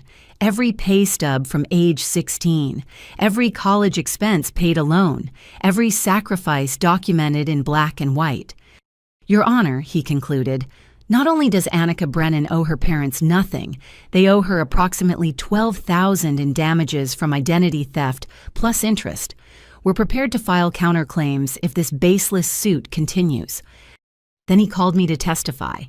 I'd prepared for this moment, but standing before the court facing my parents' angry faces, my voice still shook. "Miss Brennan." David prompted, "Tell us about your relationship with your parents." So I did. Every hungry night, every missed opportunity, every moment of realizing I was not the daughter they valued. I spoke of watching Emma receive everything while being told I wasn't worth the investment, of building my life not because of them, but in spite of them. "They're asking for $40,000. I concluded, my voice stronger now. "I've calculated what they spent on my upbringing versus Emma's. The disparity is almost exactly $40,000. They're asking me to pay for the childhood they never gave me." Fitzgerald's cross-examination was desperate grasping. He tried to paint me as bitter, vindictive, jealous of my sister. But the evidence spoke louder than his insinuations. Then came the surprise witness. Patricia called Mrs. Chen, my former grocery store manager. She'd driven 2 hours to testify this woman who'd shown me more kindness than my own mother. "I watched that girl work herself to exhaustion," Mrs. Chen testified. 30 hours a week while maintaining honor roll. She'd fall asleep standing up during inventory. When I suggested she cut back, she said she couldn't afford to. Now I understand why. The grocery store had kept employment records. Mrs. Chen had brought them all. Time cards showing a 16-year-old working every possible hour. Performance reviews praising reliability that was really desperation. A paper trail of a childhood spent in survival mode. By the time closing arguments began, the case had evaporated. Fitzgerald made weak appeals to emotion, to family bonds, to vague obligations. Patricia destroyed each argument with facts, documentation, truth. Judge Morrison retired to chambers. We waited in tense silence, my parents refusing to look at anyone, Emma crying quietly into Marcus's shoulder. 20 minutes later, the judge returned. Her expression was stern as she began speaking. "I've reviewed extensive documentation in this case. What I've seen is not a daughter abandoning her parents, but parents who systematically advantaged one child while exploiting another. The evidence of financial abuse is clear and disturbing." My mother gasped. My father's face darkened. "The plaintiff's case is dismissed with prejudice. Furthermore, I'm recommending the state attorney's office review the identity theft claims for potential criminal charges." The judge's voice hardened. Mr. and Mrs. Brennan, you're fortunate your daughter chose not to pursue prosecution years ago. That grace will not be extended indefinitely. She turned to me, her expression softening slightly. Miss Brennan, you owe your parents nothing. Not legally, not morally, not financially. This court recognizes the extraordinary efforts you've made to build your life despite active parental sabotage. I wish you continued success. Then the final blow, the defendants will pay all court costs and attorney fees for the plaintiff. The gavel fell with finality. My parents' attorney was already ushering them out, whispering about appeals that would never succeed. They left without looking back, without acknowledgement, without the $40,000 they'd come for. Emma hugged me in the hallway, both of us crying now. I'm sorry, she whispered, for all of it, for benefiting while you suffered, for taking so long to see the truth. You were a child, I reminded her. They were the adults. The responsibility was never yours. David and Patricia joined us, satisfaction evident despite their professional demeanor. That was decisive, Patricia noted. They won't try this again. The judge's warning about criminal charges was serious. We celebrated quietly at a nearby restaurant, the weight of years lifting with each toast. Emma and Marcus talked about their wedding plans, something small and meaningful, nothing like the elaborate productions our parents would have demanded. I promised to help however they needed and meant it. This was what family did, showed up, supported, celebrated together without calculating the cost. That night I returned to my house, my sanctuary that no one could claim or threaten. The legal victory was complete, but more than that, the emotional chains had finally broken. In that courtroom before witnesses and under oath, the truth had been spoken. My parents' mythology had crumbled under the weight of evidence. I opened a bottle of wine, the good stuff I'd always saved for special occasions that never came. This qualified. In my backyard under November stars, I raised a glass to the 16-year-old who'd started working to save herself. She'd never imagined vindication in a court of law, but she'd laid the groundwork for it with every pay stub saved, every receipt, kept every document preserved. The war was over. I'd won more than a case. I'd won the right to live without guilt, without obligation to those who'd seen me only as a resource to be mined. Most importantly, I'd won the knowledge that I'd been right all along. I deserved better. And finally, blessedly, I was free to claim it. The court-ordered financial disclosure arrived 3 weeks after our victory. My parents had fought it, claiming privacy rights, but Judge Morrison had been firm if they'd sued for support based on need. Their actual financial situation was relevant. David had pushed for the disclosure as part of our counter-argument, never expecting what it would reveal. "You need to see this," he said over the phone, his voice carrying an unusual edge. "Can you come to the office?" I arrived to find Patricia already there, documents spread across the conference table like evidence in a crime scene, which I suppose they were. "Sit," Patricia commanded gently. "This is going to be difficult." The first document was a bank statement. My parents' joint checking showed a balance that made me blink. This can't be right. They said they were facing foreclosure. "Keep reading," David suggested. Investment accounts, 3 of them totaling nearly $200,000. A savings account with another $30,000. Retirement funds they'd claimed were depleted, showing healthy 6-figure balances. "They lied," I said numbly, "about all of it." "It gets worse," Patricia warned, sliding another folder across the table. Insurance policies, life insurance on both parents, normal enough. But there was a third policy, on me. Purchased when I was 17, right around the time they'd opened the credit cards. I was the insured, but they were the beneficiaries. $1 million policy on their teenage daughter. Is this legal? My voice sounded distant, like someone else was asking. Technically, yes. Parents can insure minor children, but the timing combined with the identity theft... Patricia trailed off, letting me draw my own conclusions. The next document made bile rise in my throat. A will dated 5 years ago, shortly after I'd started making real money. Everything to Emma with a specific clause, nothing to Annika, who has already received her inheritance through the advantages we provided in childhood. Advantages? I laughed bitterly. They put it in writing, the lies they told themselves. There's one more thing, David said quietly, producing a final folder. We debated whether to show you this, but you deserve to know. Email printouts, correspondence between my parents and various financial advisors over the years. The messages painted a clear picture they'd always had money. Even during my college years when I'd survived on ramen while they claimed poverty, they'd been discussing investment strategies and tax shelters.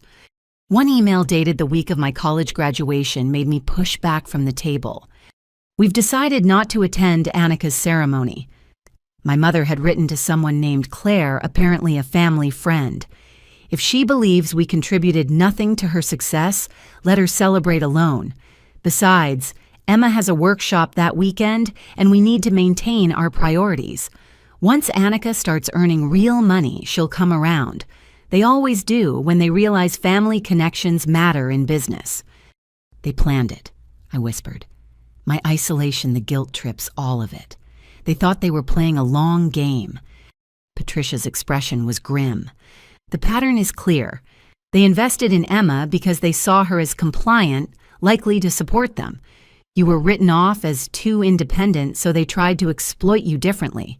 When that failed, they assumed financial success would make you easier to manipulate.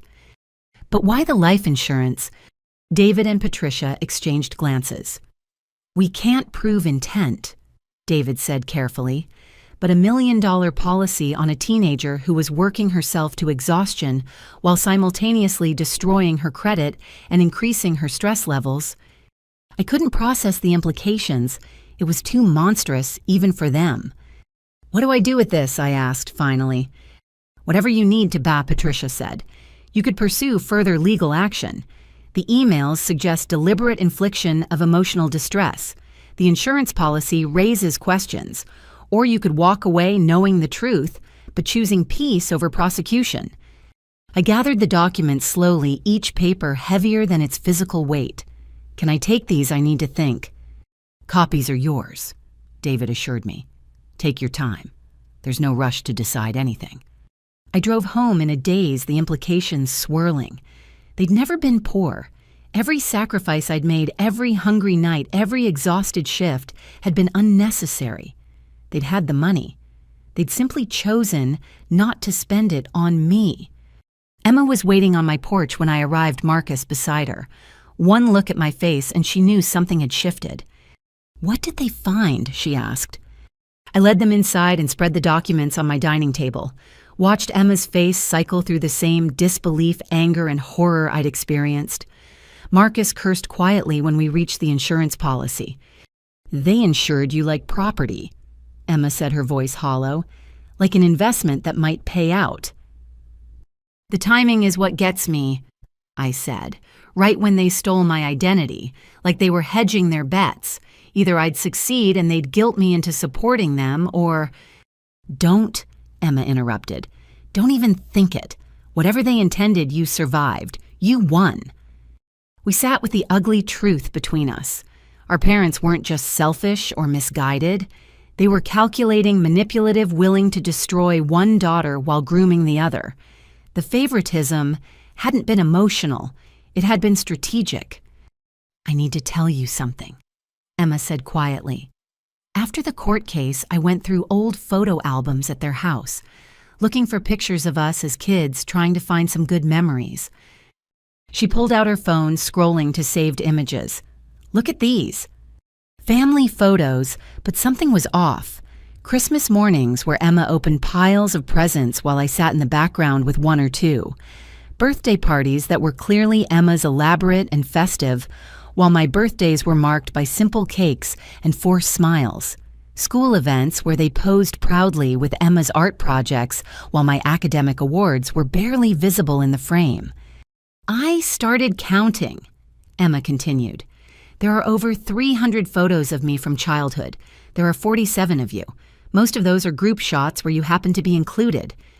The visual evidence of their priorities shouldn't have hurt after everything else, but it did. Being erased from the family narrative while simultaneously being expected to fund it was a special kind of cruelty.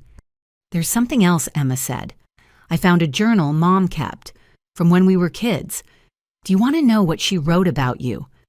I nodded, bracing myself. Emma's voice was steady as she read from her phone. "Annika continues to be difficult. She questions everything, wants explanations for rules that should simply be followed. We've decided to focus our resources on Emma, who appreciates what she's given. Annika will have to learn life's lessons the hard way. Perhaps struggle will teach her gratitude." "When was that written?" I asked. "You were 10. 10 years old, already written off, already designated as the family scapegoat. A child who asked too many questions, who noticed the inequity, who couldn't be molded into convenient compliance." Marcus spoke for the first time. "This is abuse, full stop. Not just financial, but emotional, psychological. The whole family system was built on exploiting you." "But I escaped," I reminded them and myself. "I built a life they can't touch." "Have you, though?" Emma challenged gently. "You're still holding their secrets, protecting them from consequences. The insurance policy alone should be investigated. The emails show deliberate cruelty. Why are you still shielding them?" It was a fair question. Old habits, maybe. Or the last vestige of hope that somewhere beneath the manipulation were parents who'd loved me just badly. But looking at the evidence spread before us, that hope finally died. "What would you do?" I asked Emma. "I'd burn it all down," she said without hesitation. "They made you collateral damage in their war against their own mediocrity. They bet against you and lost. Now they want to pretend it never happened. No, actions have consequences." We talked until midnight, weighing options, processing revelations. Marcus, ever practical, suggested a middle path document. Everything file reports where appropriate, but don't actively pursue charges unless they tried something again. Create a paper trail that would protect me while not engaging in a prolonged battle. "You've already won your freedom," he pointed out. "Don't let revenge become its own prison." Emma stayed the night in my guest room, neither of us wanting to be alone with the weight of truth. Over breakfast, she made a decision that surprised me. "I'm going no contact with them," she announced. "Not for you, though I hope it helps. For me, I can't look at them knowing what they did, what they planned, who they really are." "They'll blame me," I warned. "Let them. I'm done being their performing seal, dancing for approval while they destroyed you. We're both free now. Let's act like it." 2 weeks later, I sat in a police station with David filing a report about the insurance policy. Not pressing charges, just creating official documentation. The detective's expression grew increasingly grim as he reviewed the timeline identity theft, million-dollar policy systematic financial abuse. "We'll keep this on file," he assured me. "If anything happens, if they escalate, we'll have grounds for immediate investigation." It felt like installing a security system, one last protection against people who'd proven capable of anything. Emma filed her own statement confirming the pattern of behavior, the calculated nature of our upbringing. Our parents' response was predictable, a smear campaign among extended family, painting us as ungrateful daughters who'd abandon them over money. But the truth has a way of seeping through propaganda. Relatives who'd initially sided with them began reaching out, sharing their own stories of loans, never repaid investments, that disappeared patterns of manipulation they'd dismissed until now. Aunt Patricia called one evening, her voice heavy with regret. "I should have seen it. Should have questioned why you were always working while Emma had everything. I'm sorry I participated in their guilt trips." "You didn't know," I offered, though her ignorance had been willful. No, I didn't want to know. It was easier to believe their version than question why a child was carrying adult burdens. That's on me. One by one, the family mythology unraveled. The successful parents who'd sacrificed everything, revealed as calculated grifters who'd sacrificed only their eldest daughter. The golden child exposed as a pawn in a longer game. The black sheep recognized as the only one who'd refused to play. But the most surprising revelation came from an unexpected source. Dr. Martinez called with news that Mrs. Chen, my old grocery store manager, had reached out to her.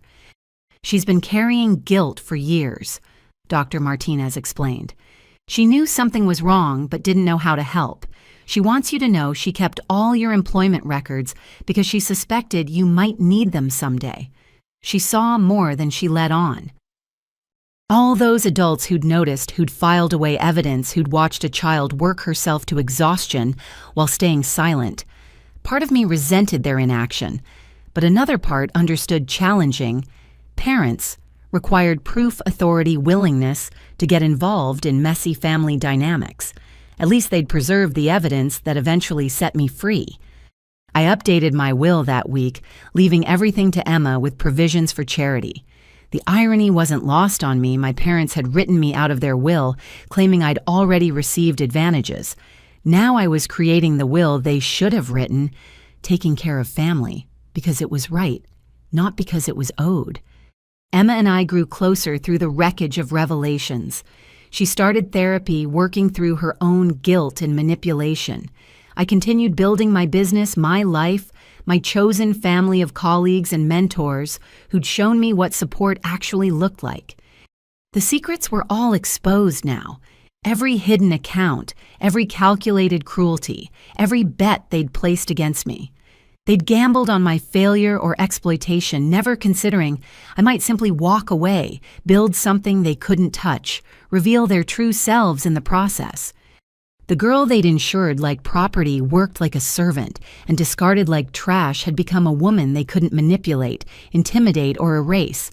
That was the real secret, the one they'd never seen coming. I was never their victim. I was their reckoning. The video appeared on a Tuesday morning. I was reviewing quarterly reports for a client when my phone erupted with notifications. Emma had sent the link with a simple message: "You need to see this before it goes viral." My parents sat in their living room, the one I'd cleaned countless times as a teenager, looking directly into the camera with practiced sorrow. My mother dabbed at her eyes with a tissue, while my father's arm curved protectively around her shoulders. "We never thought we'd have to do this," my mother began, her voice trembling. "But our story needs to be told. We're parents who gave everything to our daughters, only to be abandoned in our time of need." The video was professionally edited with soft lighting and gentle music underscoring their words. They painted themselves as victims of an ungrateful generation, parents who'd sacrificed careers and dreams for their children, only to face financial ruin, while their wealthy daughter hoarded resources. "We're not asking for much," my father added, his tone reasonable, paternal. "Just basic human compassion from the daughter we raised, loved, and supported for 18 years. They'd learned from their Facebook failure. This time they'd crafted their narrative, carefully omitting specifics that could be disproven while maximizing emotional impact. Comments were already pouring in, strangers offering prayers and condemnation in equal measure. "How do you want to handle this?" Emma asked when she called minutes later. "It's already at 10,000 views." I watched the number climb in real time. 11,000, 12. The algorithmic spiral had begun. "I'm not engaging," I decided. "Let them perform. The truth doesn't need staged lighting." But remaining silent proved harder than anticipated. The video spread across platforms, shared by well-meaning people who saw only elderly parents pleading for help. My business phone began ringing with calls from numbers I didn't recognize. 2 clients canceled meetings, suddenly uncomfortable with the controversy. Rachel stormed into my office that afternoon, tablet in hand. "Have you seen what they're saying in the comments? People are doxing you, calling you heartless, threatening your business." She was right. The court of public opinion didn't care about evidence or context. They saw tears and gray hair and made their judgment. My Yelp reviews, previously glowing, were being bombed with 1-star ratings from people who'd never used my services but felt qualified to assess my character. "You have to respond," Rachel insisted. "This is affecting your livelihood now." That night, I sat in my home office camera position trying to find words that would convey 18 years of truth without sounding defensive. But every draft felt wrong, too detailed or too vague, too angry or too clinical. How did you compress a lifetime of financial abuse into social media-friendly sound bites? Emma arrived with Marcus and, surprisingly, Dr. Martinez. "I've been watching this unfold," my former professor said, settling into my reading chair with familiar authority. "You need strategic response, not emotional reaction." "I don't want to air family drama publicly," I protested. "They already have," Marcus pointed out. "You're just providing context." We spent hours crafting a response, not a video. I wouldn't compete on their theatrical terrain. Instead, Emma suggested something brilliant: documentation. "Post the receipts," she said simply. "Not accusations or sob stories, just facts." The thread started simply: "Since my parents have chosen to make our private matter public, here are the facts they omitted." I posted my first pay stub from age 16, then a college transcript showing my grades maintained while working full-time, the credit report showing the fraudulent accounts, bank statements proving I'd paid my own tuition, medical bills from when I'd been hospitalized for exhaustion during finals week, paid from my savings while my parents vacationed. No commentary, no emotional manipulation. Just document after document, a paper trail of survival that spoke louder than any tearful video. Emma added her own thread. "As the favored daughter in this situation, I need to speak up. Yes, I received dance lessons and art camps. Yes, I got a car and spending money. What I didn't know until recently was that it was all paid for by my sister's childhood." She posted photos she'd found me asleep over textbooks, dark circles under teenage eyes. Me in my grocery store uniform at school events, unable to change before attending. Me at graduation alone while they attended my workshop. The narrative began shifting. People who'd rushed to judgment started asking questions. Why did a 16-year-old need to work 30 hours a week? Why were there credit cards in her name? How did parents claim poverty while renovating their kitchen? But my parents escalated.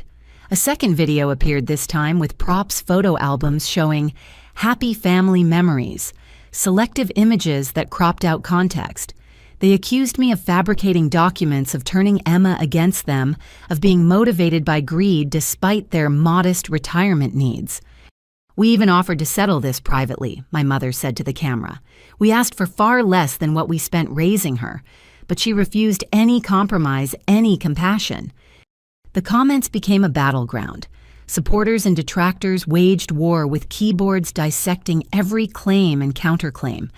The story spread beyond regional interest, picked up by online forums dedicated to family drama and generational conflicts.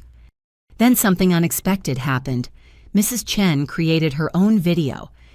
The former grocery store manager sat in her kitchen, no staging or scripts, and spoke directly to the camera. "I don't do social media usually, but I can't watch lies spread about someone I watched grow up. Annika Brennan worked for me from age 16 to 20. That child was exhausted every single day. She fell asleep standing up during inventory. She calculated whether she could afford a $2 sandwich for dinner. She held up old scheduling logs.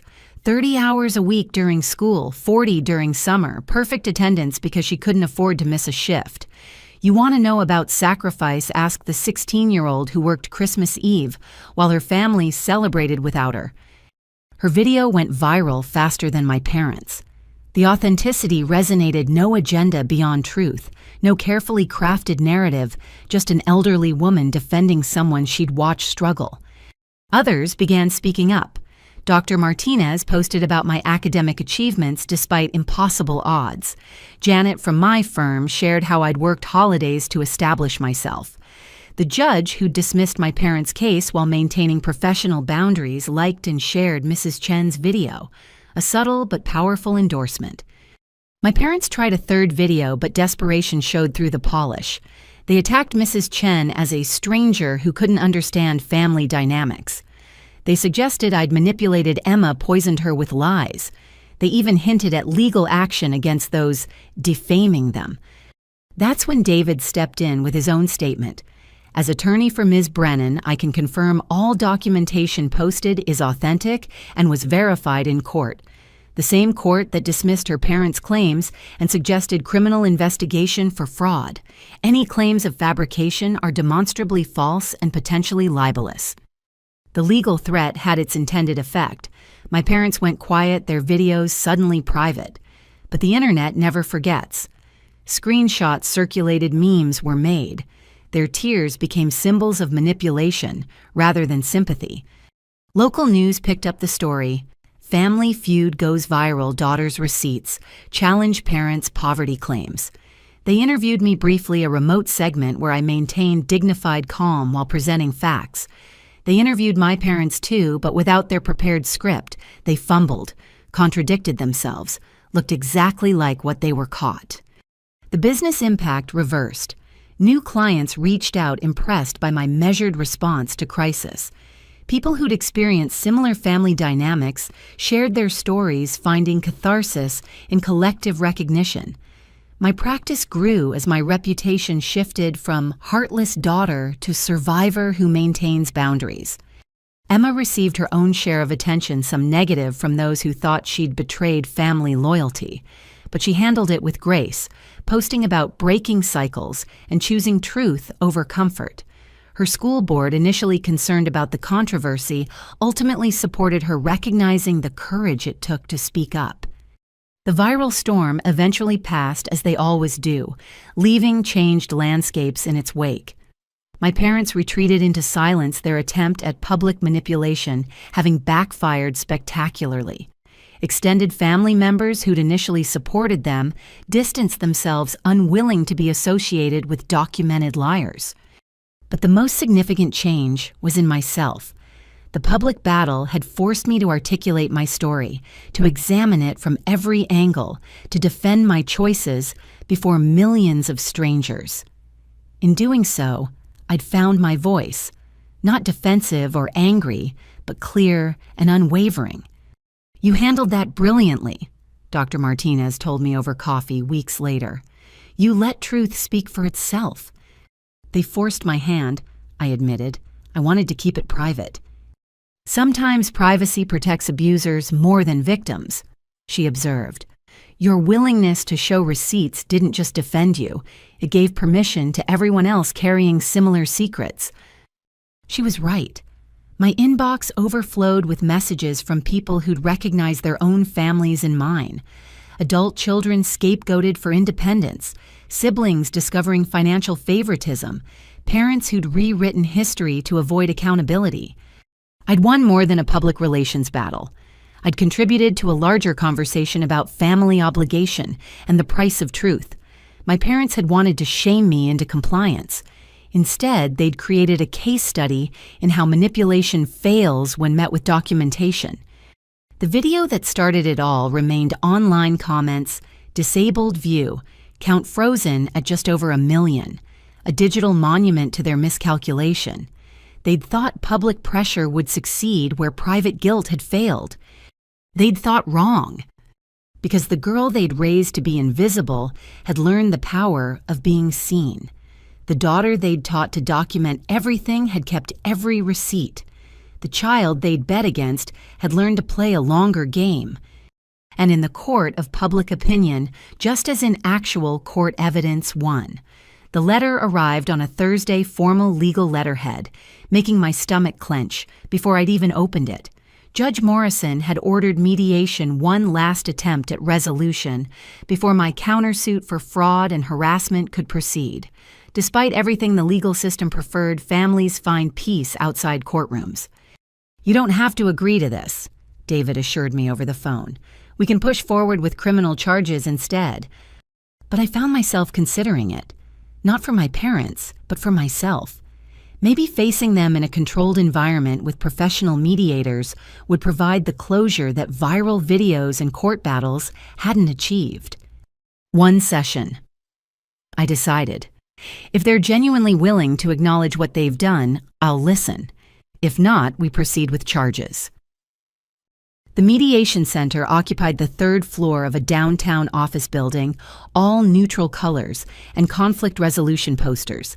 Emma insisted on coming Marcus by her side. My parents arrived with their attorney, and to my surprise, Aunt Patricia, Uncle James, and several cousins. They'd brought an audience to what should have been a private resolution. The mediator, Dr. Rebecca Thornton, surveyed the crowded conference room with barely concealed frustration. "This is typically a smaller gathering," she noted diplomatically.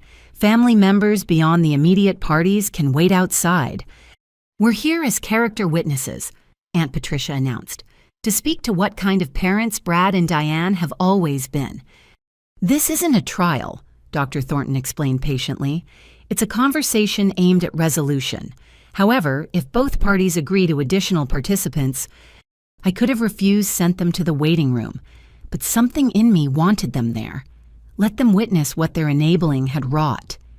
They can stay." We arranged ourselves around the massive table like opposing armies. My parents and their supporters on one side, Emma Marcus and me on the other. David sat beside me, Patricia Chen joining by speakerphone. Dr. Thornton took her position at the head, professional calm, radiating from her posture. "Let's begin with opening statements," she suggested. "Mr. and Mrs. Brennan, would you like to share your perspective?" My father cleared his throat, shuffling papers he'd prepared. "We're here because our family has been torn apart by misunderstandings and financial disputes. We want to heal these wounds to find a way forward that honors the love we've always had for both our daughters." Love. The word sat in the air like a lie everyone could see, but no one would initially call out. "Ms. Brennan," Dr. Thornton prompted, "your response—" "I'm here because the court ordered it," I said simply. "My parents sued me for money after years of financial abuse. When that failed, they tried public humiliation. I'm willing to listen, but not to pretend this is about misunderstandings. It's about documented patterns of exploitation." My mother's face flushed. "How dare you speak about us that way in front of family? How dare you steal my identity when I was 17? I countered. "Alleged theft," their attorney interjected. Patricia Chen's voice crackled through the speaker. "Not alleged, documented, proven. Shall I read the credit bureau findings again?" Dr. Thornton raised a calming hand. "Let's focus on moving forward rather than relitigating the past. What would resolution look like for each party?" "We want our daughter back," my mother said, tears already starting. "We want to be a family again to put this ugliness behind us." "And financially," Dr. Thornton pressed gently. Silence. Then my father, "We're in a difficult position. If Annika could see her way to helping even a portion of what we originally discussed—" "So this is still about money," Emma interjected. "Even now, after everything you're here with your hand out." "You don't understand," Uncle James spoke for the first time. "Your parents are facing real hardship. Family should—" "Stop," I interrupted. "Uncle James, how much money have my parents borrowed from you over the years?" His face reddened. "That's not relevant." "It's entirely relevant. How much?" "Around 15,000, he admitted reluctantly. "But they had expenses raising 2 daughters." "Did they tell you I paid my own way through college, that Emma received everything while I got nothing? Did they mention the credit cards, the fraud, the life insurance policy they took out on me?" Murmurs rippled through the family contingent. Several cousins exchanged glances. Apparently some details had been withheld from the extended family narrative. What life insurance policy Aunt Patricia demanded. David produced the documentation. A $1 million policy on Annika, purchased when she was 17, right around the time they fraudulently opened credit cards in her name. The timing is interesting. The room erupted. Family members who'd come to support my parents suddenly had questions. Why would they insure a teenage daughter for such an amount? Why hide it? What were the implications? My parents tried damage control, talking over each other about planning for the future, protecting assets, standard financial planning. But the more they explained, the worse it sounded. Dr. Thornton struggled to regain control as accusations flew across the table. "Enough!" Emma's voice cut through the chaos. She stood trembling but determined. You want to know what kind of parents they are? Let me tell you about the childhood everyone thinks was so perfect. She pulled out a notebook, pages of preparation visible. Age 4 started dance because Mom wanted a performer. Not because I loved it, but because she needed something to brag about. Age 8. Told Annika couldn't attend my recital because someone had to work her grocery store shift. I thought it was normal that my teenage sister was never around. Emma, sweetheart. Our mother tried to interject. I'm not done, Emma continued. Age 12 overhead.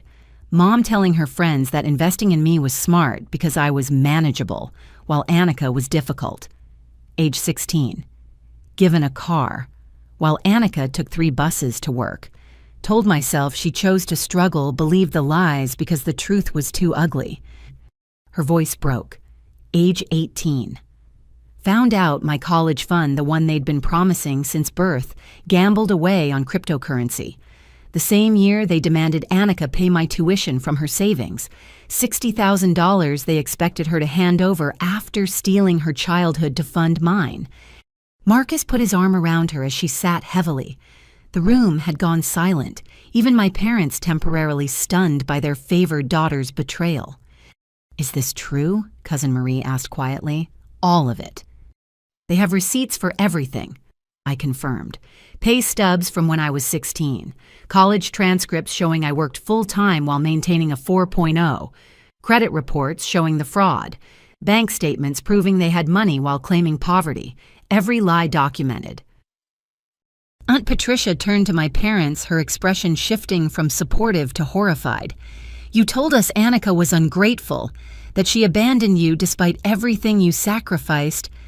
We did sacrifice, my father insisted. Do you know how hard it is to raise children? The costs, the time, the energy? I raised 3 kids, Aunt Patricia shot back. Never stole their identities or insured them like investment properties. Never made one work to exhaustion while spoiling the other. That's not sacrifice, Brad. That's abuse. The family alliance crumbled in real time. Uncle James remembered loans never repaid. Cousins recalled holiday gatherings where I was always absent, always working. The pattern became clear once they stopped accepting the narrative they'd been fed. Dr. Thornton attempted to salvage the session. Let's return to the question of resolution. Ms. Brennan, what would you need to consider reconciliation? I'd thought about this extensively. What would it take?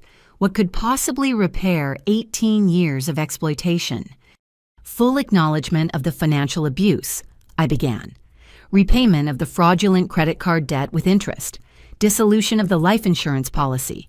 Written apology to Emma for manipulating her. And genuine therapy to address their patterns of manipulation. That's ridiculous, my mother sputtered. We're not going to grovel because you've decided to rewrite history. See, I turned to Dr. Thornton. They can't even acknowledge documented fraud. How can we move forward? Perhaps if we break this down into smaller steps, the mediator suggested. Starting with the credit cards. Mr. and Mrs. Brennan, do you acknowledge opening accounts in Annika's name? It was for family expenses, my father said defensively. Without her knowledge or consent, she was a minor. We had every right. No, Patricia Chen interrupted via speaker. You had no right. It was identity theft regardless of her age. The fact that you still can't acknowledge this shows why mediation is pointless. The session deteriorated further. Every attempt at finding middle ground crashed against my parents' inability to accept responsibility. They'd concede small points. Perhaps they'd been imperfect parents. Maybe some decisions were questionable in hindsight, but never the full truth of systematic exploitation. Emma tried one last time. Mom, Dad, I'm begging you. Just admit what you did. Apologize sincerely. Annika has built an incredible life despite everything. She doesn't need your money. She needs acknowledgement that she deserved better. She got exactly what she deserved. My mother snapped mask finally slipping completely. Difficult children don't get rewarded. Annika fought us at every turn, questioned everything, refused to fall in line. So yes, we invested in you instead. At least you appreciated it. The admission hung in the air like a confession. Even their attorney looked uncomfortable. Several family members stood to leave, unwilling to remain associated with such naked cruelty. "There it is," I said quietly. "The truth.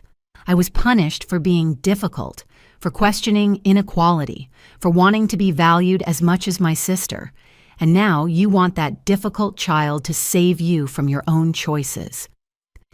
Dr. Thornton closed her notebook. "I'm calling this session complete. It's clear that the parties are too far apart for meaningful mediation. I'll be recommending to the court that traditional legal channels are more appropriate for resolution." As we gathered our things, Aunt Patricia approached me.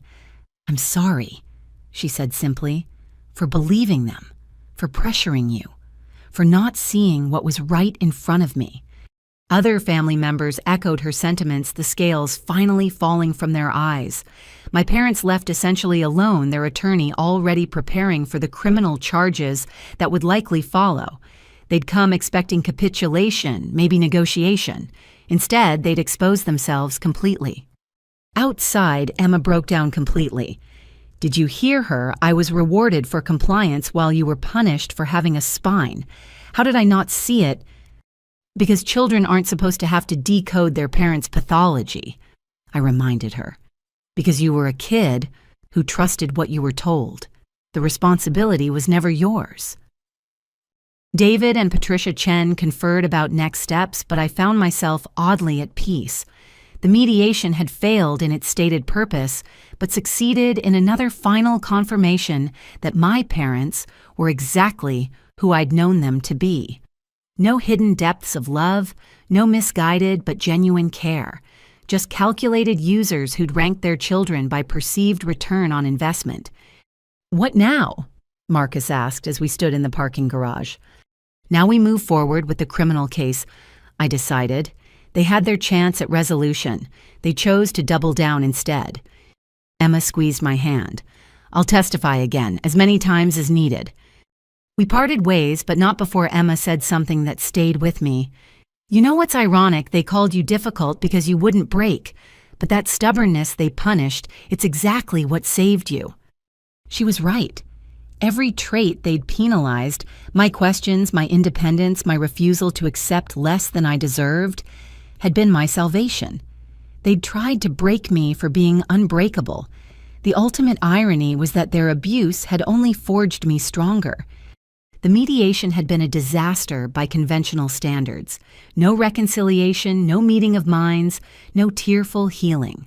But sometimes, clarity is worth more than closure. Sometimes the gift is knowing exactly who people are, so you can stop hoping they'll become who they never were. My parents had shown their truth one final time. Now it was time for consequences. The criminal charges were filed on a Monday. Identity theft, fraud, harassment. David had warned me the process would be slow, that white-collar crime often took back seat to more immediate dangers. I'd made my peace with that, prepared for a long legal battle. Then Emma did something that changed everything. She started a podcast. Breaking the Golden Child launched without fanfare, just Emma at her kitchen table, with a basic microphone, talking about growing up as the favored child in an abusive family dynamic. Her first episode was raw, unedited 30 minutes of truth that hurt to hear. "I benefited from my sister's exploitation," she said directly to her audience of initially dozens. Every dance class, every art camp, every opportunity was paid for with her childhood, and I let it happen because acknowledging it would have cost me my comfort. She interviewed experts on family scapegoating, financial abuse, sibling dynamics in dysfunctional homes. But it was the fourth episode that went viral, the life insurance policy when parents bet against their children. Emma had done her research. She'd found similar cases patterns of parents who insured children they simultaneously neglected. She'd consulted with insurance investigators, former FBI agents specializing in family fraud. The implications she laid out were chilling and methodical. "My parents insured my sister for $1 million when she was 17, Emma stated. The same year they stole her identity for credit cards. The same year they told her college was her responsibility. The same year she was working 30 hours a week while going to school. Draw your own conclusions. The podcast exploded. True crime enthusiasts picked it up, dissecting each episode for clues about our parents' intentions. Family therapists used it as a teaching tool about golden child scapegoat dynamics. Most importantly, investigators started paying attention. Detective Sarah Chen, no relation to Mrs. Chen from the grocery store, called me on a Tuesday afternoon. Ms. Brennan, I've been assigned to review your case. Your sister's podcast raised some questions we'd like to explore. We met at the police station where Detective Chen had assembled a timeline that made my skin crawl. The credit cards, the insurance policy, my hospitalization for exhaustion during college, even a car accident I'd had at 19 while driving to work on 3 hours of sleep, all mapped out with clinical precision. Were there other incidents? She asked carefully. Times when you felt unsafe or when accidents seemed to happen more frequently. I thought back. The food poisoning after refusing to co-sign a loan, the brake failure on my ancient car after a fight about money, the apartment break-in where nothing was stolen but my financial documents were disturbed. All things I'd written off as bad luck now viewed through a different lens. I can't prove anything, I said carefully. Let us worry about proof, Detective Chen assured me. Just tell us what happened. Meanwhile, Emma's podcast grew. She interviewed me for episode 8, our first public conversation about the full scope of our childhood. The response was overwhelming. Thousands of messages from people who recognized their own families, who finally had language for what they'd experienced. But it was Marcus who provided the real turning point. He'd been quietly investigating something that bothered him since the mediation. Your parents' cryptocurrency losses, he said one evening over dinner. I know people in that space. The timing seemed off, so I did some digging. He spread printed blockchain transactions across my dining table. The wallet addresses the amounts, the dates. Then he showed me something that made Emma gasp. These transfers happened after they sued you, Marcus explained. After the court-ordered financial disclosure, they moved almost 100,000 through various crypto exchanges, probably thinking it was untraceable. They hid assets during legal proceedings. I struggled to process this new level of deception. It's worse, Marcus continued. The losses they claimed never happened. They just moved money offshore, cried poverty, then tried to guilt you into replacing funds that were never lost. We took everything to Detective Chen, who brought in financial crime specialists. The investigation expanded, reaching tentacles my parents couldn't have anticipated. Their attorney withdrew from representation, claiming irreconcilable differences in legal strategy. Then came the afternoon that shifted everything into sharp focus. Emma called breathless with discovery. I found something in their house, she said. I still had a key, went to get some old photos, but I found documents. Annika, they've been planning this for years. She arrived with a box that made my hands shake. Insurance documents not just on me, but on Emma, too. Investment statements showing careful positioning. Most damning, a journal in my father's handwriting detailing their retirement strategy. One entry dated 5 years prior made bile rise in my throat. Annika continues to exceed expectations professionally. With proper pressure, she could easily support our retirement. The key is timing. Wait until she's established, but before she marries or has obligations. Emma remains the backup plan, though her earning potential is lower. May need to revisit the insurance policies if Annika proves too difficult to manage. Too difficult to manage. There it was in black ink. I wasn't a daughter. I was an investment that required management, a resource requiring optimization. The journal detailed strategies for maintaining emotional leverage, creating financial dependencies, even contingencies if I failed to cooperate. There's more, Emma said quietly. She pulled out printed emails between our parents and someone named Richard Vance. He's a family financial strategist, specializes in helping parents maximize support from adult children. They've been paying him for consultations. The emails were damning. Discussions of optimal pressure points, creating urgency through crisis, leveraging sibling dynamics for maximum return. My entire life reframed as a business strategy, my independence as a problem requiring professional intervention. Detective Chen's team descended on the evidence like archaeologists at a pristine dig site. Every document cataloged, every transaction traced, every connection mapped.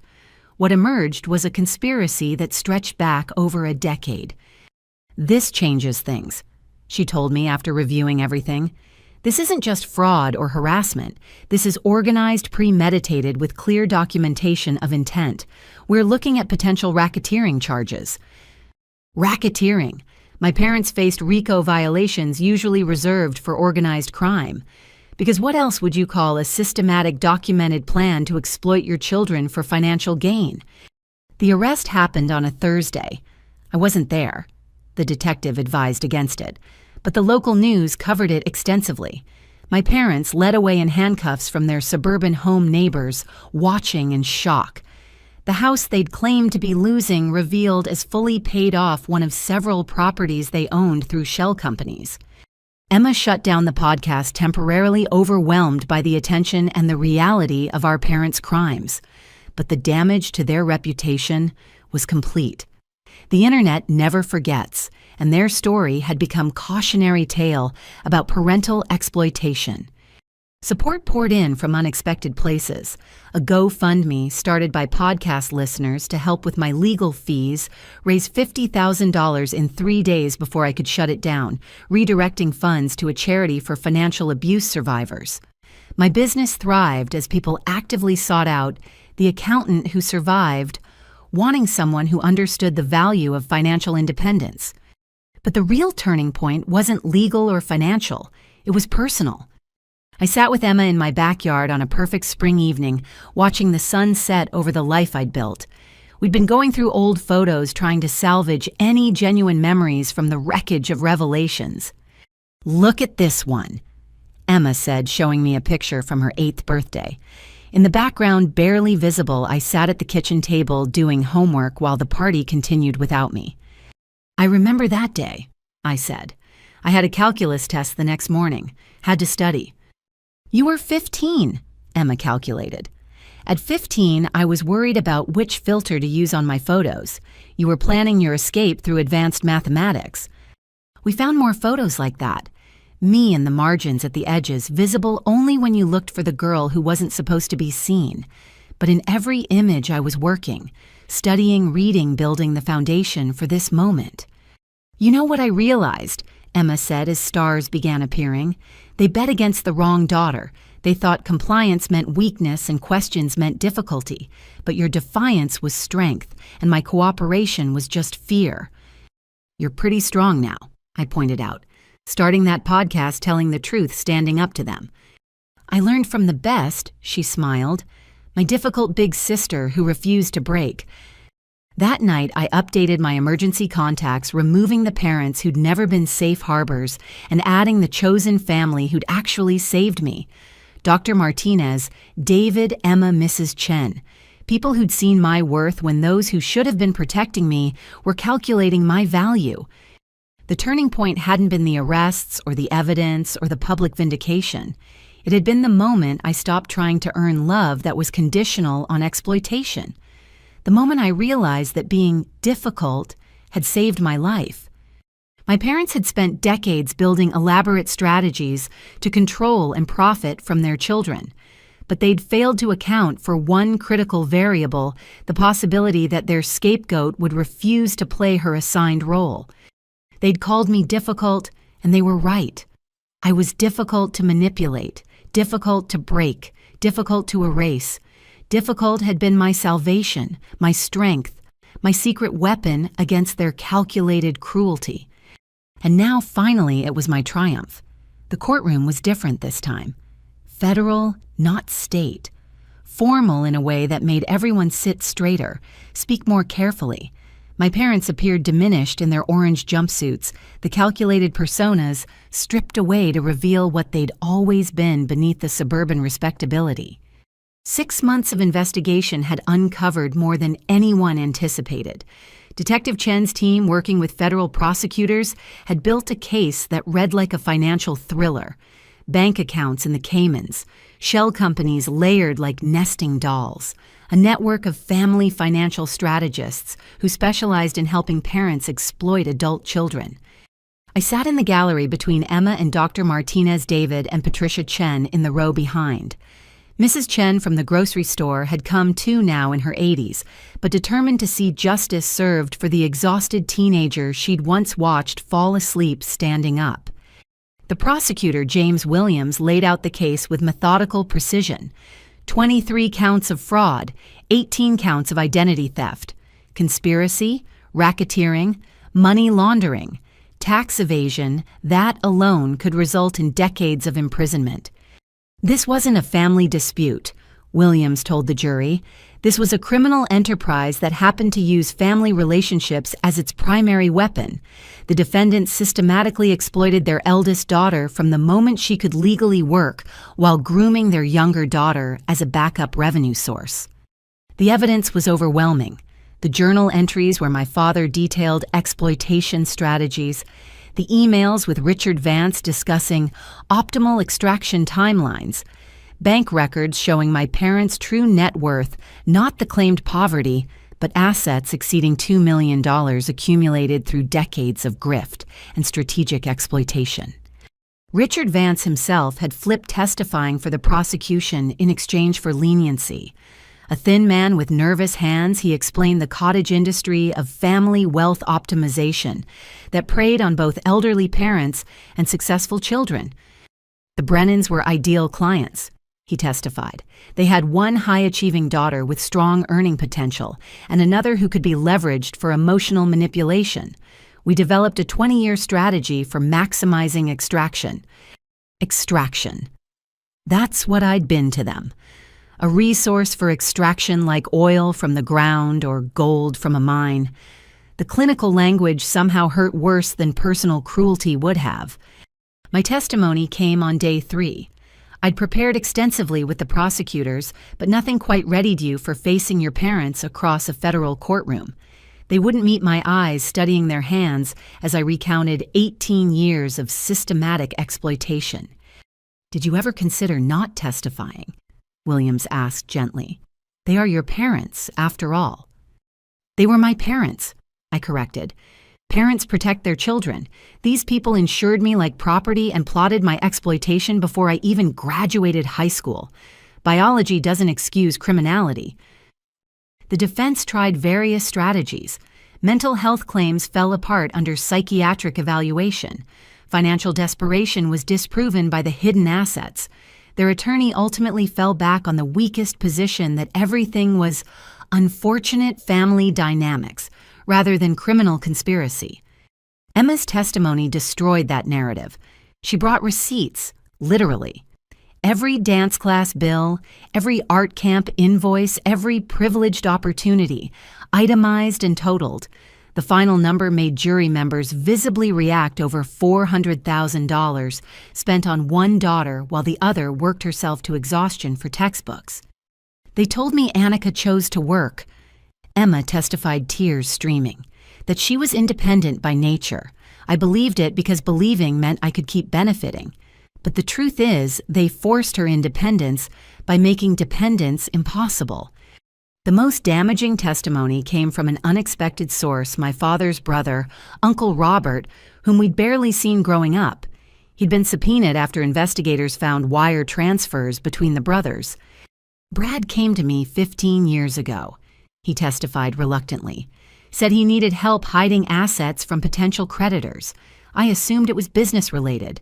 I never imagined the creditors he feared were his own daughters discovering the truth. He produced documentation of offshore accounts, property transfers, a web of financial manipulation that predated my birth. This wasn't a recent desperation move. This was generations of grift. My grandparents' estate similarly pillaged my father, learning from his parents how to extract value from family bonds. The defense's case lasted less than a day. Character witnesses who crumbled under cross-examination. Financial advisors who admitted they'd never actually seen documentation of the supposed losses. My parents themselves declined to testify, perhaps the first wise decision they'd made. Closing arguments brought everything full circle. William stood before the jury with a single photograph me at 16 in my grocery store uniform, dark circles under my eyes clutching a paycheck. "This is what exploitation looks like," he said simply. "Not bruises or scars, but exhaustion. Not dramatic abuse, but systematic theft of a childhood. The defendants didn't just steal money. They stole opportunities security, the fundamental trust between parent and child. They turned their daughter into an ATM and felt entitled to withdrawals." The defense's closing felt perfunctory, half-hearted appeals to family forgiveness and second chances. But how do you defend documented conspiracy? How do you minimize written plans to exploit your own children? The jury deliberated for less than 4 hours. As the forewoman stood to deliver verdicts, I reached for Emma's hand on one side, Dr. Martinez's on the other. My chosen family surrounding me as my biological family faced justice. Guilty. The word repeated 23 times once for each federal count. My mother sobbed theatrically. My father stared straight ahead, calculating even now, probably wondering which offshore accounts had escaped detection. Judge Patricia Hawkins delivered sentences that reflected the severity of their crimes. 15 years for my father, 12 for my mother, millions in restitution, asset forfeiture that would strip them of every hidden account, every property, every gain from their decades of exploitation. "The court recognizes the particular cruelty of this case," Judge Hawkins stated. "Parents who should have been protectors became predators. They commercialized parenthood, turning their children into business ventures. Such calculated exploitation of familial trust strikes at the very foundation of society." As marshals led them away, my mother turned to me one last time. No apology, no recognition, just naked hatred for the daughter who'd refused to be consumed. My father didn't look back at all. Outside, the courthouse media waited with questions I wasn't ready to answer. But Mrs. Chen stepped forward, 83 years old and fierce as ever. "This verdict is 40 years overdue," she told the cameras. "I watched a child work herself sick while her parents lived well. Today, that child got justice. Remember her story next time you see a teenager exhausted behind a counter. Someone should be protecting them, not profiting from them." We celebrated quietly at Dr. Martinez's house, the weight of victory mixed with exhaustion from the fight. Emma and Marcus announced their engagement, planning a small wedding that would celebrate chosen family over blood relations. I promised to help however they needed, and meant it free from calculation or obligation. "How do you feel?" Dr. Martinez asked as the evening wound down. I considered the question. Relief, certainly. Vindication. But also a strange emptiness where anger had lived for so long. My parents were gone, not just physically, but legally, financially, finally. The verdict had formalized what I'd known for years. I was orphaned by choice, not chance. "Free," I said finally. "I feel free." That night, I sat in my home office, updating client files, the normal rhythm of work soothing after months of legal chaos. My phone buzzed with messages of support, interview requests, book deal inquiries I'd consider later. But for now, I focused on the simple pleasure of work chosen rather than forced success, earned rather than extracted. The legal victory was complete, but the personal one had come earlier. The moment I'd refused to hand over my down payment, the day I'd said no to funding Emma's art school, every boundary held against decades of trained compliance. The verdict simply confirmed what I'd already claimed the right to my own life. My parents would serve their sentences in different facilities, their criminal partnership finally severed. They'd have years to contemplate their choices, though I doubted they'd use the time for genuine reflection. Narcissists rarely reformed. They simply found new narratives to justify old patterns.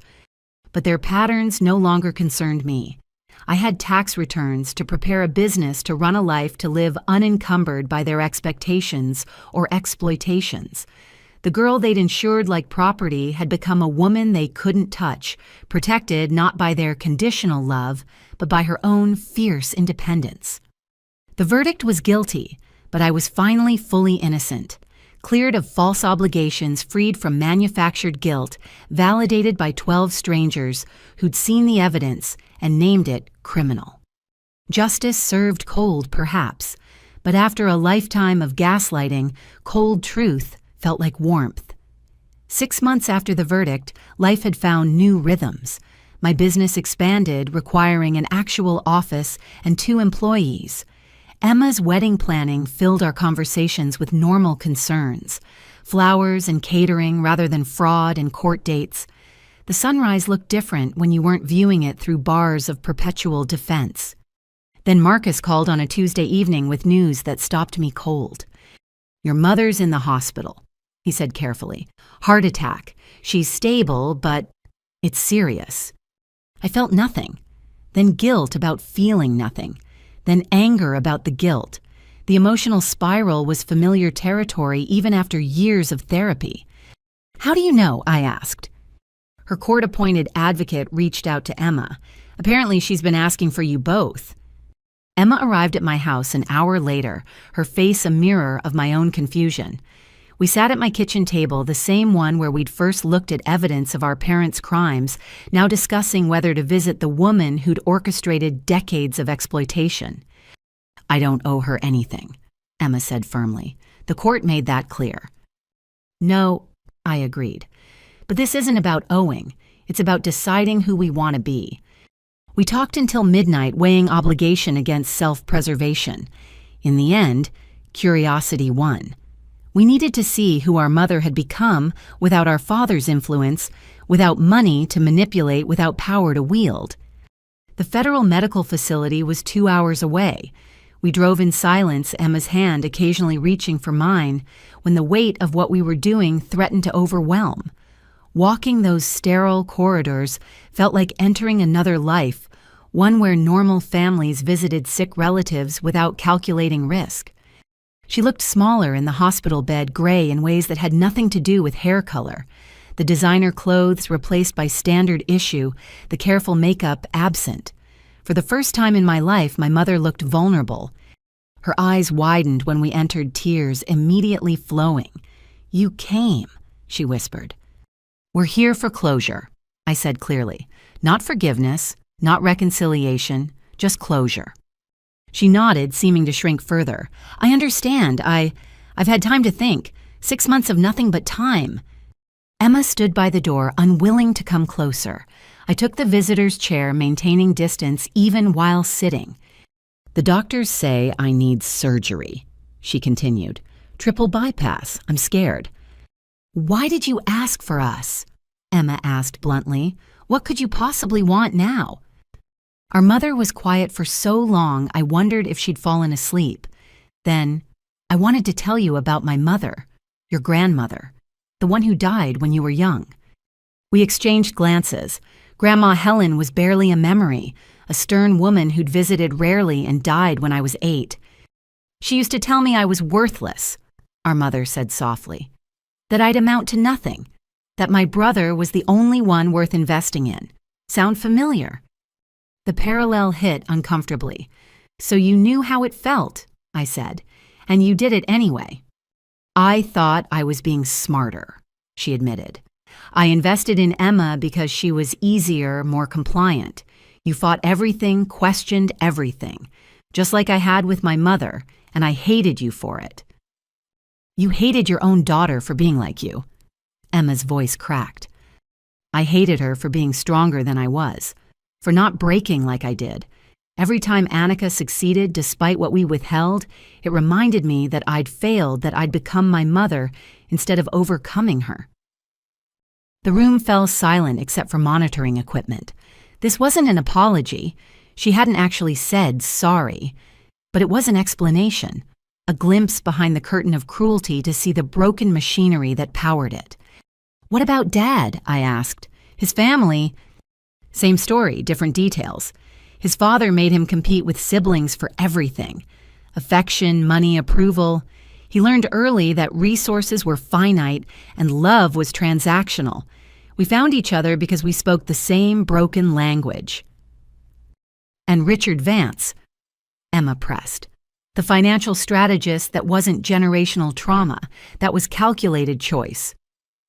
Our mother closed her eyes. You're right. At some point, trauma became excuse, became strategy. We told ourselves we were being smart, planning for retirement. But really, we were just perpetuating what we'd learned children exist to serve parents, not the other way around. Where's Dad now? I asked, though I wasn't sure I cared. Minimum security in Ohio. We don't speak. The partnership dissolved when the money disappeared. Turns out we had nothing else. 40 years of marriage reduced to a business arrangement that couldn't survive bankruptcy. It was pathetic and predictable in equal measure. I need surgery, she said again, looking directly at me. I need an emergency contact, someone to make decisions if...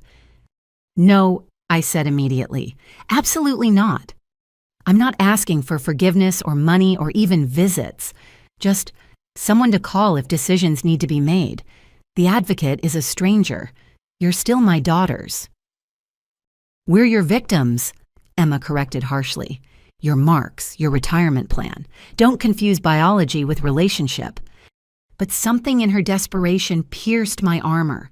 Not forgiveness, not even sympathy, but a recognition of shared humanity. She was alone facing mortality, stripped of every tool she'd used to control others. The power dynamic had reversed so completely, it felt like vertigo. I'll be your medical contact, I heard myself say. For this surgery only. No visits, no updates unless critical. Just someone they can call if you can't make decisions yourself. Emma stared at me like I'd lost my mind. Our mother wept with what seemed like genuine relief. Why? Emma demanded as we walked back to the car. After everything? Because I can, I said simply. Because choosing limited compassion from a position of strength feels different than being forced into unlimited sacrifice from a position of weakness. She has no power over me anymore. This is my choice, my boundary, my terms. The surgery was the following week. I signed papers, spoke with doctors, made necessary decisions when she couldn't. She survived beginning a long recovery I monitored from distance. Emma remained furious at what she saw as weakness, but I felt something shifting.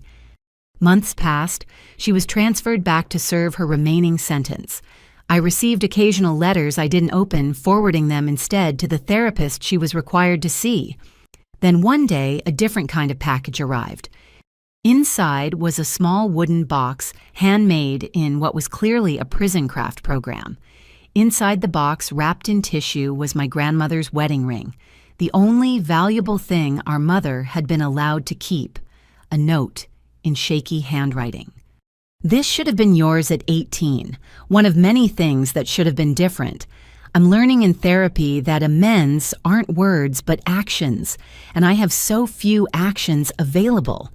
This ring was given in love, even if that love became twisted through generations. Maybe it can mean something better in your hands? I held the ring up to the light. A simple band with a small diamond, nothing fancy, but genuinely given without expectation of return. She couldn't manipulate from prison, couldn't benefit from this gesture. It was simply acknowledgement of debt that could never be repaid. Emma and I talked for hours about what to do.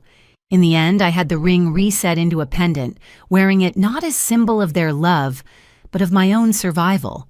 A reminder that cycles can be broken, that damaged people sometimes recognize their damage too late, but recognize it nonetheless. I never visited again. When she was released to a halfway house 8 years later, we didn't reunite, but I paid for her stay in a modest assisted living facility, ensuring she had dignity in age she'd tried to steal from my youth. Not because I forgave her. Forgiveness wasn't mine to give for such calculated cruelty, but because I could choose mercy from strength, where she'd chosen exploitation from fear. Emma eventually understood, even if she never agreed. You're better than they deserved, She told me at her daughter's first birthday, watching the next generation grow in safety, our childhood had never provided. No. I corrected, bouncing my niece on my knee. I'm exactly who I am because of what they did and despite what they did. They formed me in opposition to them. My compassion exists not because of their example, but as rebellion against it. The reconciliation, such as it was, wasn't what movies promised. No tearful reunions, no magical healing, no families restored.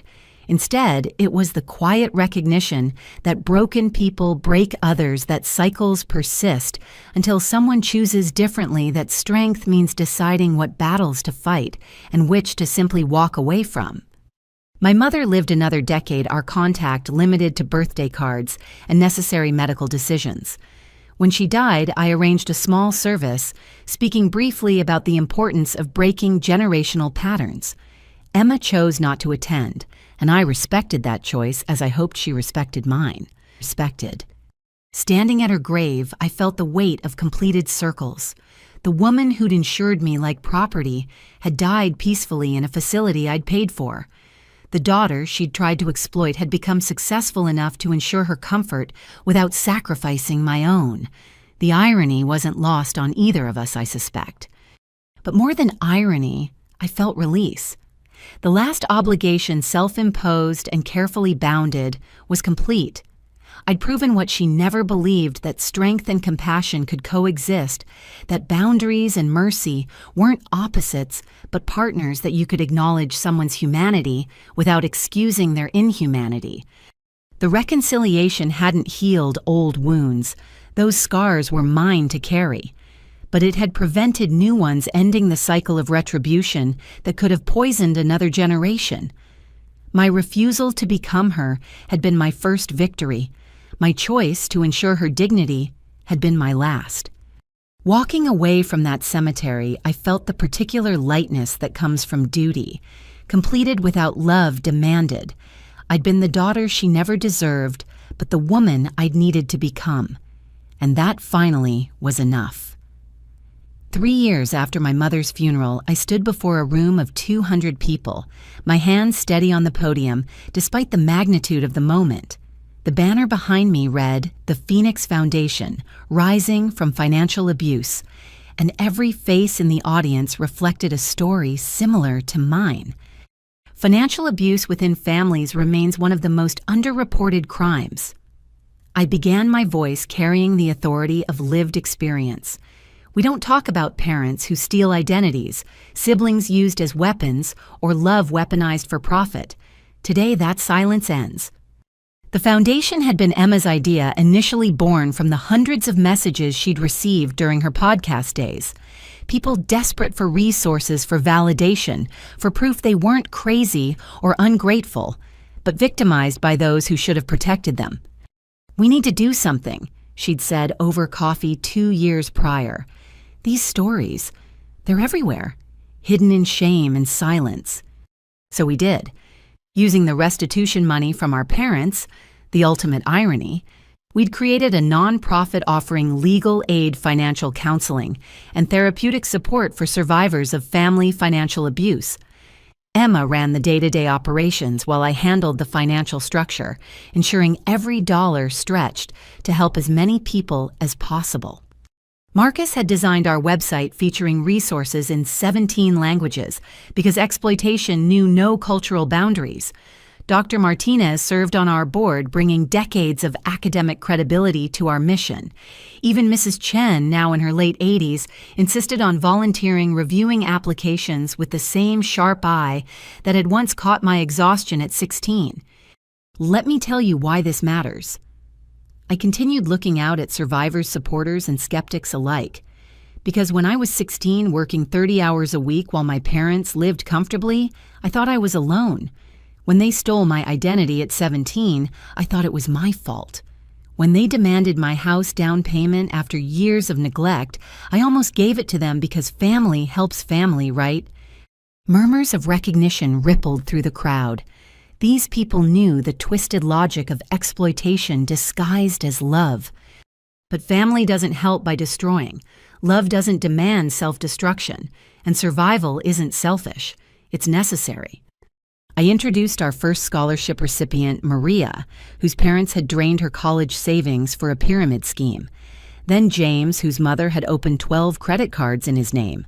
Sarah, whose inheritance had been stolen by trustees who happened to be her uncles. Each story a variation on a theme I knew too well. Emma took the stage to announce our legal clinic staffed by attorneys who understood that sometimes the greatest threat came from those who shared your DNA. She spoke eloquently about complicity and redemption, about breaking cycles and building better. My parents' theft funded my opportunities while destroying my sister's, she stated plainly. I benefited from a system I didn't create, but perpetuated through silence. This foundation is my commitment to never being silent again. The event raised $300,000, enough to fund operations for 2 years. But more than money, it raised awareness. Local news covered it. National outlets picked up the story. Suddenly, family financial abuse was being discussed on morning shows and Twitter threads. A month later, I received an unexpected call. Richard Vance, the family financial strategist who'd helped orchestrate my exploitation, was being released early for cooperation. He wanted to meet. Against Emma's protests, I agreed. We met in a public cafe, Detective Chen sitting nearby just in case. The man who'd helped plan my extraction looked older, grayer, diminished by his fall from manipulator to manipulated. I've had time to think. He began coffee untouched between us, about what I did, what I taught people to do. And I want to help, to undo some damage. I kept records of all my clients, all the strategies. With proper authorization, I could provide evidence for hundreds of cases like yours. The offer stunned me. Evidence that could help prosecute parents who'd followed his playbook's validation for victims, told they were imagining things. It was almost too good to trust. What do you want in return? I asked, knowing there had to be a catch. Nothing. He said, seeming surprised by his own answer. Maybe just the chance to do something right. Prison gave me perspective on being used by people you trusted. I'd like to help others escape what I helped create.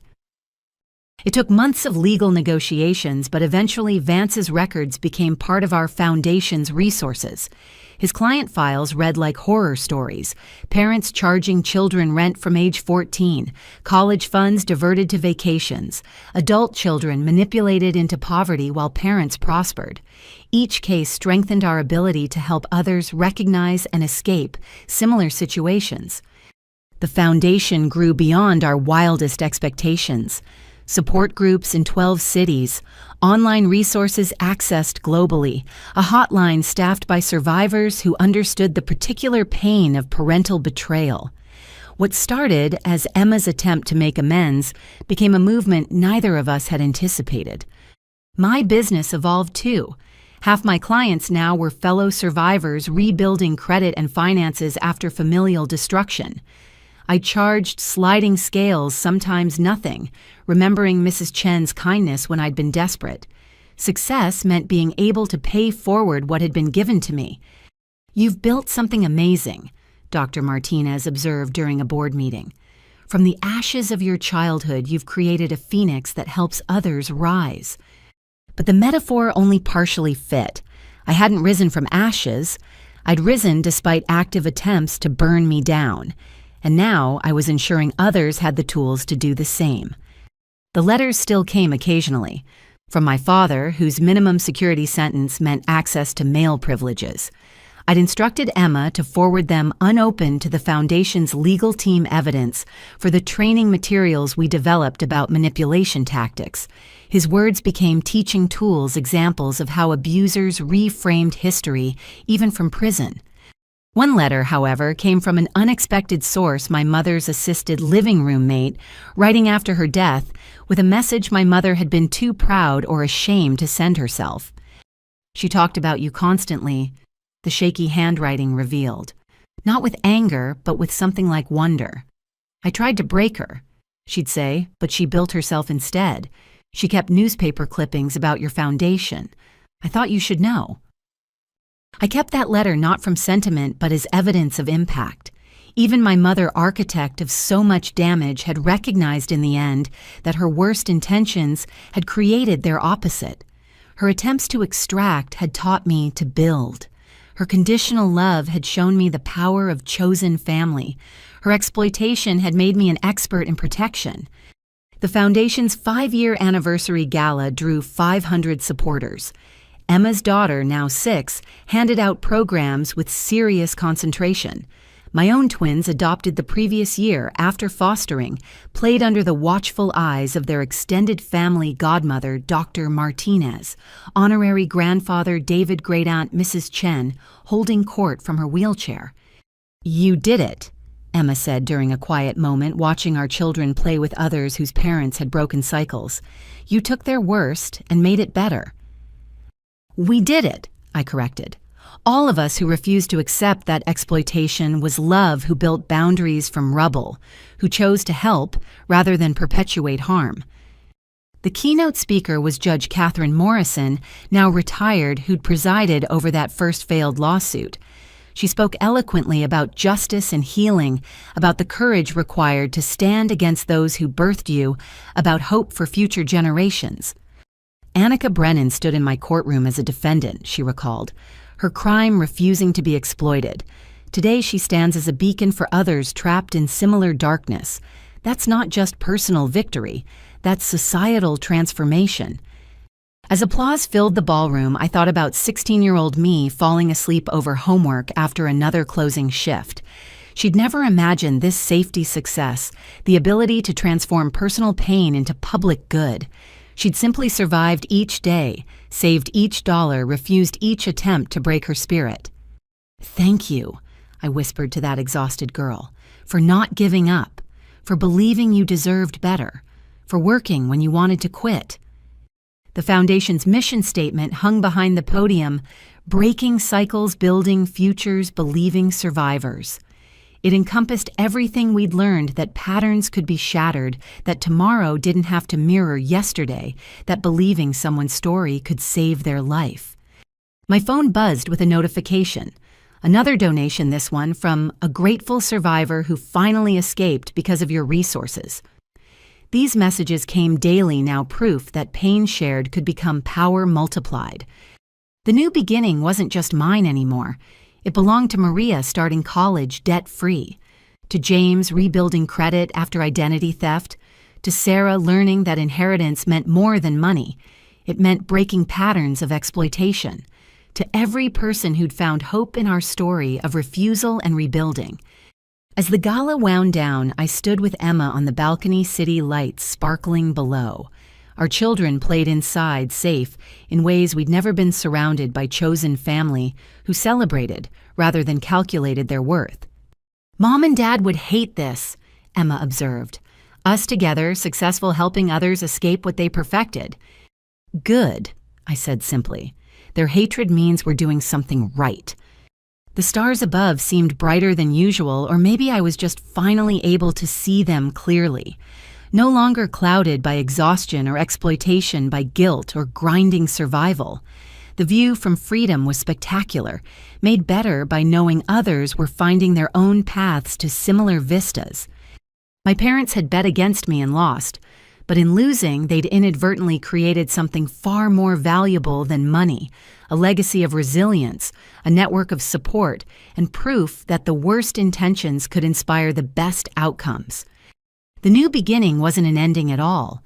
It was an ongoing story of transformation, each chapter written by another survivor who refused to accept that abuse was love, that exploitation was family, that silence was safer than truth. And in that refusal, we all found our freedom. 5 years after founding the Phoenix Foundation, I sat in my home office, the same room where I'd first dreamed of something better, preparing for the most important presentation of my life, not to donors or survivors, but to a congressional subcommittee investigating financial abuse within families. Emma sat beside me now, Director of Survivor Services, her testimony equally vital. We'd built something that caught national attention, forcing conversations about crimes too often dismissed as family matters. Today we had the chance to push for real legislative change. "Ready?" Emma asked, straightening her notes one final time. "Ready." I confirmed, thinking of all the survivors whose stories we carried with us. The hearing room was intimidating, all mahogany and marble cameras recording every word for posterity. But I'd faced worse audiences. Parents who saw me as an ATM, relatives who preached obligation while practicing exploitation, a world that insisted family bonds excused financial crimes. Ms. Brennan, the committee chair, began, "Thank you for being here. Please tell us why federal legislation addressing familial financial abuse is necessary." I took a breath, feeling the weight of thousands of stories resting on my shoulders. When I was 16, I worked 30 hours a week while attending high school. Not for spending money or college savings, but because my parents told me I wasn't worth investing in. When I was 17, they stole my identity opening credit cards that destroyed my credit before I was even an adult. When I bought my first home at 28, they sued me for not giving them the down payment, claiming I owed them for the childhood they'd provided, a childhood spent funding my sister's opportunities through my exhaustion. The room was silent, even the usual rustling of papers stilled. My story isn't unique. Our foundation has documented over 3,000 cases of parental financial abuse. Children whose college funds were drained for parental luxuries, adults whose identities were stolen repeatedly by those who birthed them, elderly parents moving in with successful children, not from need but from entitlement, demanding support while hiding millions in assets. I presented our data. The average victim lost $73,000 to family exploitation. 60% developed PTSD from the combination of financial and emotional abuse. 90% were told they were selfish for protecting themselves. Emma testified about the golden child's perspective, the complicity enforced through privilege, the wake-up call that came too late for prevention, but in time for redemption. Her voice cracked, describing the moment she'd realized every opportunity had been purchased with my childhood.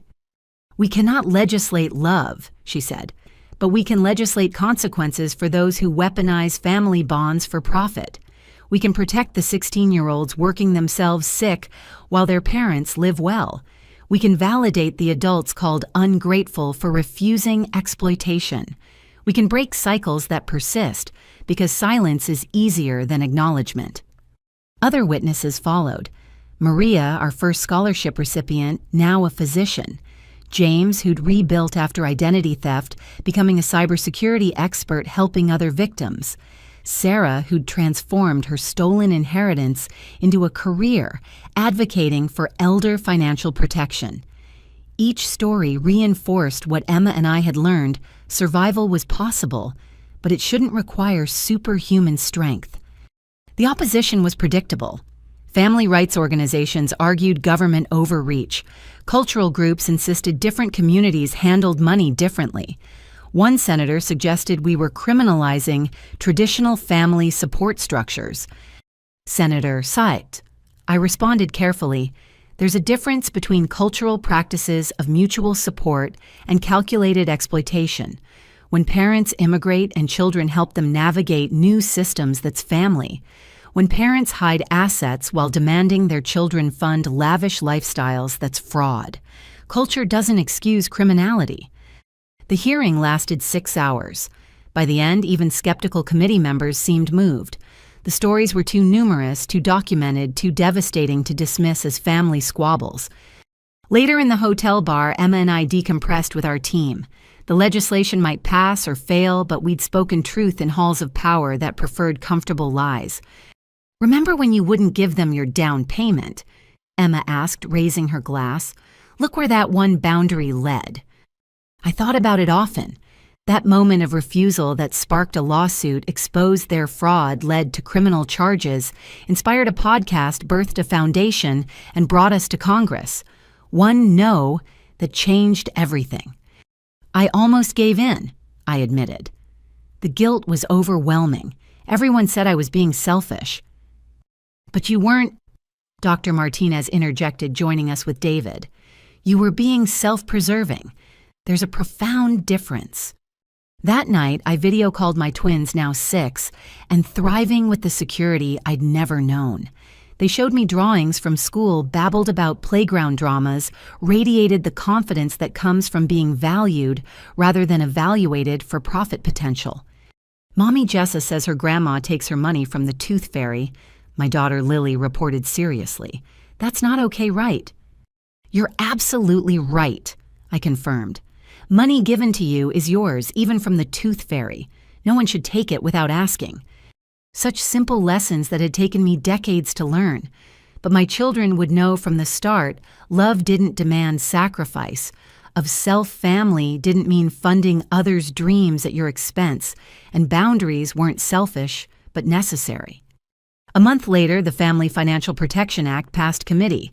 Not everything we'd hoped for, but a start mandatory reporting for financial institutions when parents access adult children's accounts, criminal penalties for identity theft, regardless of family relationship resources for victims, previously told their abuse was a civil matter. The signing ceremony was small, overshadowed by larger political dramas. But for the survivors in attendance, it was monumental. Legal acknowledgement that family could commit financial crimes. Federal recognition that DNA didn't excuse theft. Validation for everyone told their exploitation was obligation. That evening, I received an unexpected call. A number I didn't recognize, a voice I hadn't heard in years. Annika. My father calling from whatever facility now housed him. I saw the news, the legislation, your testimony. I stayed silent, waiting. I wanted to say... He paused, seeming to struggle with words that didn't come naturally. You were right, about all of it. We treated you like an investment, not a daughter. I see that now. Why are you calling? I asked directly. Because I'm dying, he said simply. Pancreatic cancer. Months, maybe weeks, and I needed you to know that I know. What we did was criminal. What you built despite us is remarkable. I felt nothing, then everything, then nothing again. The cycles of grief for parents who'd never truly existed, just the shadow of what parents should be. I don't forgive you, I said finally. I can't. Too much was taken that can never be returned. I'm not asking for forgiveness, just acknowledgement. That I finally see what we did, what I did. Emma was our golden goose, but you were the phoenix. We tried to burn you down, and you rose anyway. The call ended with nothing resolved but something completed. He died 3 weeks later. I didn't attend the service, but I sent flowers. The card read simply, "For the father you could have been." Emma and I stood together at the Foundation's 10-year anniversary, now a nationally recognized organization with chapters in every state. The testimonials wall-stretched the entire length of our headquarters, thousands of stories of survival and strength. We did something good here, Emma said softly. From all that pain, we built something that helps others. We proved them wrong, I added. They said I was worthless without their investment. But look what Worthless built. The evening's keynote speaker was unexpected. Mrs. Chen, now 93, helped to the podium by her granddaughter. Her voice was weaker, but her message crystal clear. I hired a 16-year-old girl 40 years ago, she began. Exhausted, determined, clearly carrying burdens no child should bear. I gave her a job, but she gave herself a future. Today, that girl helps thousands find similar futures. That's not just success, that's significance. As applause thundered through the auditorium, I thought about legacy. My parents had wanted to leave wealth built on their children's backs. Instead, they'd left cautionary tales and criminal records. But from their ashes, Emma and I had built something enduring hope for those still trapped resources, for those escaping validation, for those told their pain was privilege. The life lesson wasn't simple or single. It was layered like sediment each year, adding new understanding. That love conditioned on exploitation wasn't love at all. that family bonds could be chains or wings depending on who held the keys. But perhaps the deepest lesson was this. They'd tried to make me worthless by withholding worth. They'd tried to break me by denying support. They'd tried to exploit me by insisting on obligation. And in every attempt, they'd accidentally forged the exact opposite of their intentions. I became valuable by recognizing my inherent worth. I became generous by understanding the difference between giving and being taken from. The woman speaking to Congress, running a foundation, raising children in security and love. She existed not because of them, but in spite of them. And that spite transformed through years of healing into purpose, now lifted others from similar ashes. My phone buzzed with another donation notification, another survivor finding hope in shared story, another cycle broken, another phoenix rising. The twins would be home from school soon, eager to share their days secure in love that demanded nothing but their happiness. Emma's daughter would join us for dinner, the cousins growing up together in ways we'd never experienced. Chosen family would fill my table, Dr. Martinez, with her wisdom, David, with his quiet support. Mrs. Chen, if she felt strong enough, all the people who'd shown me that family meant building up, not tearing down. This was wealth my parents never imagined connection without calculation support, without strings love, without ledgers. The very things they'd mocked me for valuing above money had become the foundation for everything meaningful in my life. I looked around the auditorium at hundreds of survivors, applauding not for me, but for themselves, for their courage in facing exploitation, disguised as love for their strength, in building lives from deliberately broken foundations. Each face reflected the same truth I'd learned at 16, working until my feet ached and my eyes burned. If you've experienced financial abuse within your family, you're not alone, and it's not your fault. Setting boundaries isn't selfish. It's necessary. Protecting your resources isn't greed. It's wisdom. And choosing your own well-being over others' exploitation isn't wrong. It's survival. What family financial struggles have you faced? How did you find the strength to set boundaries? Have you had to choose between your success and family demands? Share your story in the comments below. Your experience might be the light someone else needs to find their way. If this story resonated with you, please like and subscribe to hear more narratives of triumph over family manipulation. Share this video with anyone who needs to hear that putting themselves first isn't selfish when others have always put them last. Thank you for joining me on this journey from exploitation to empowerment. Remember, the family that truly loves you will celebrate your boundaries, not constantly try to break them. You deserve relationships that build you up, not tear you down for spare parts. Until next time, may you find the strength to rise from whatever ashes others have made of your trust, and may your phoenix flight inspire others to spread their own wings.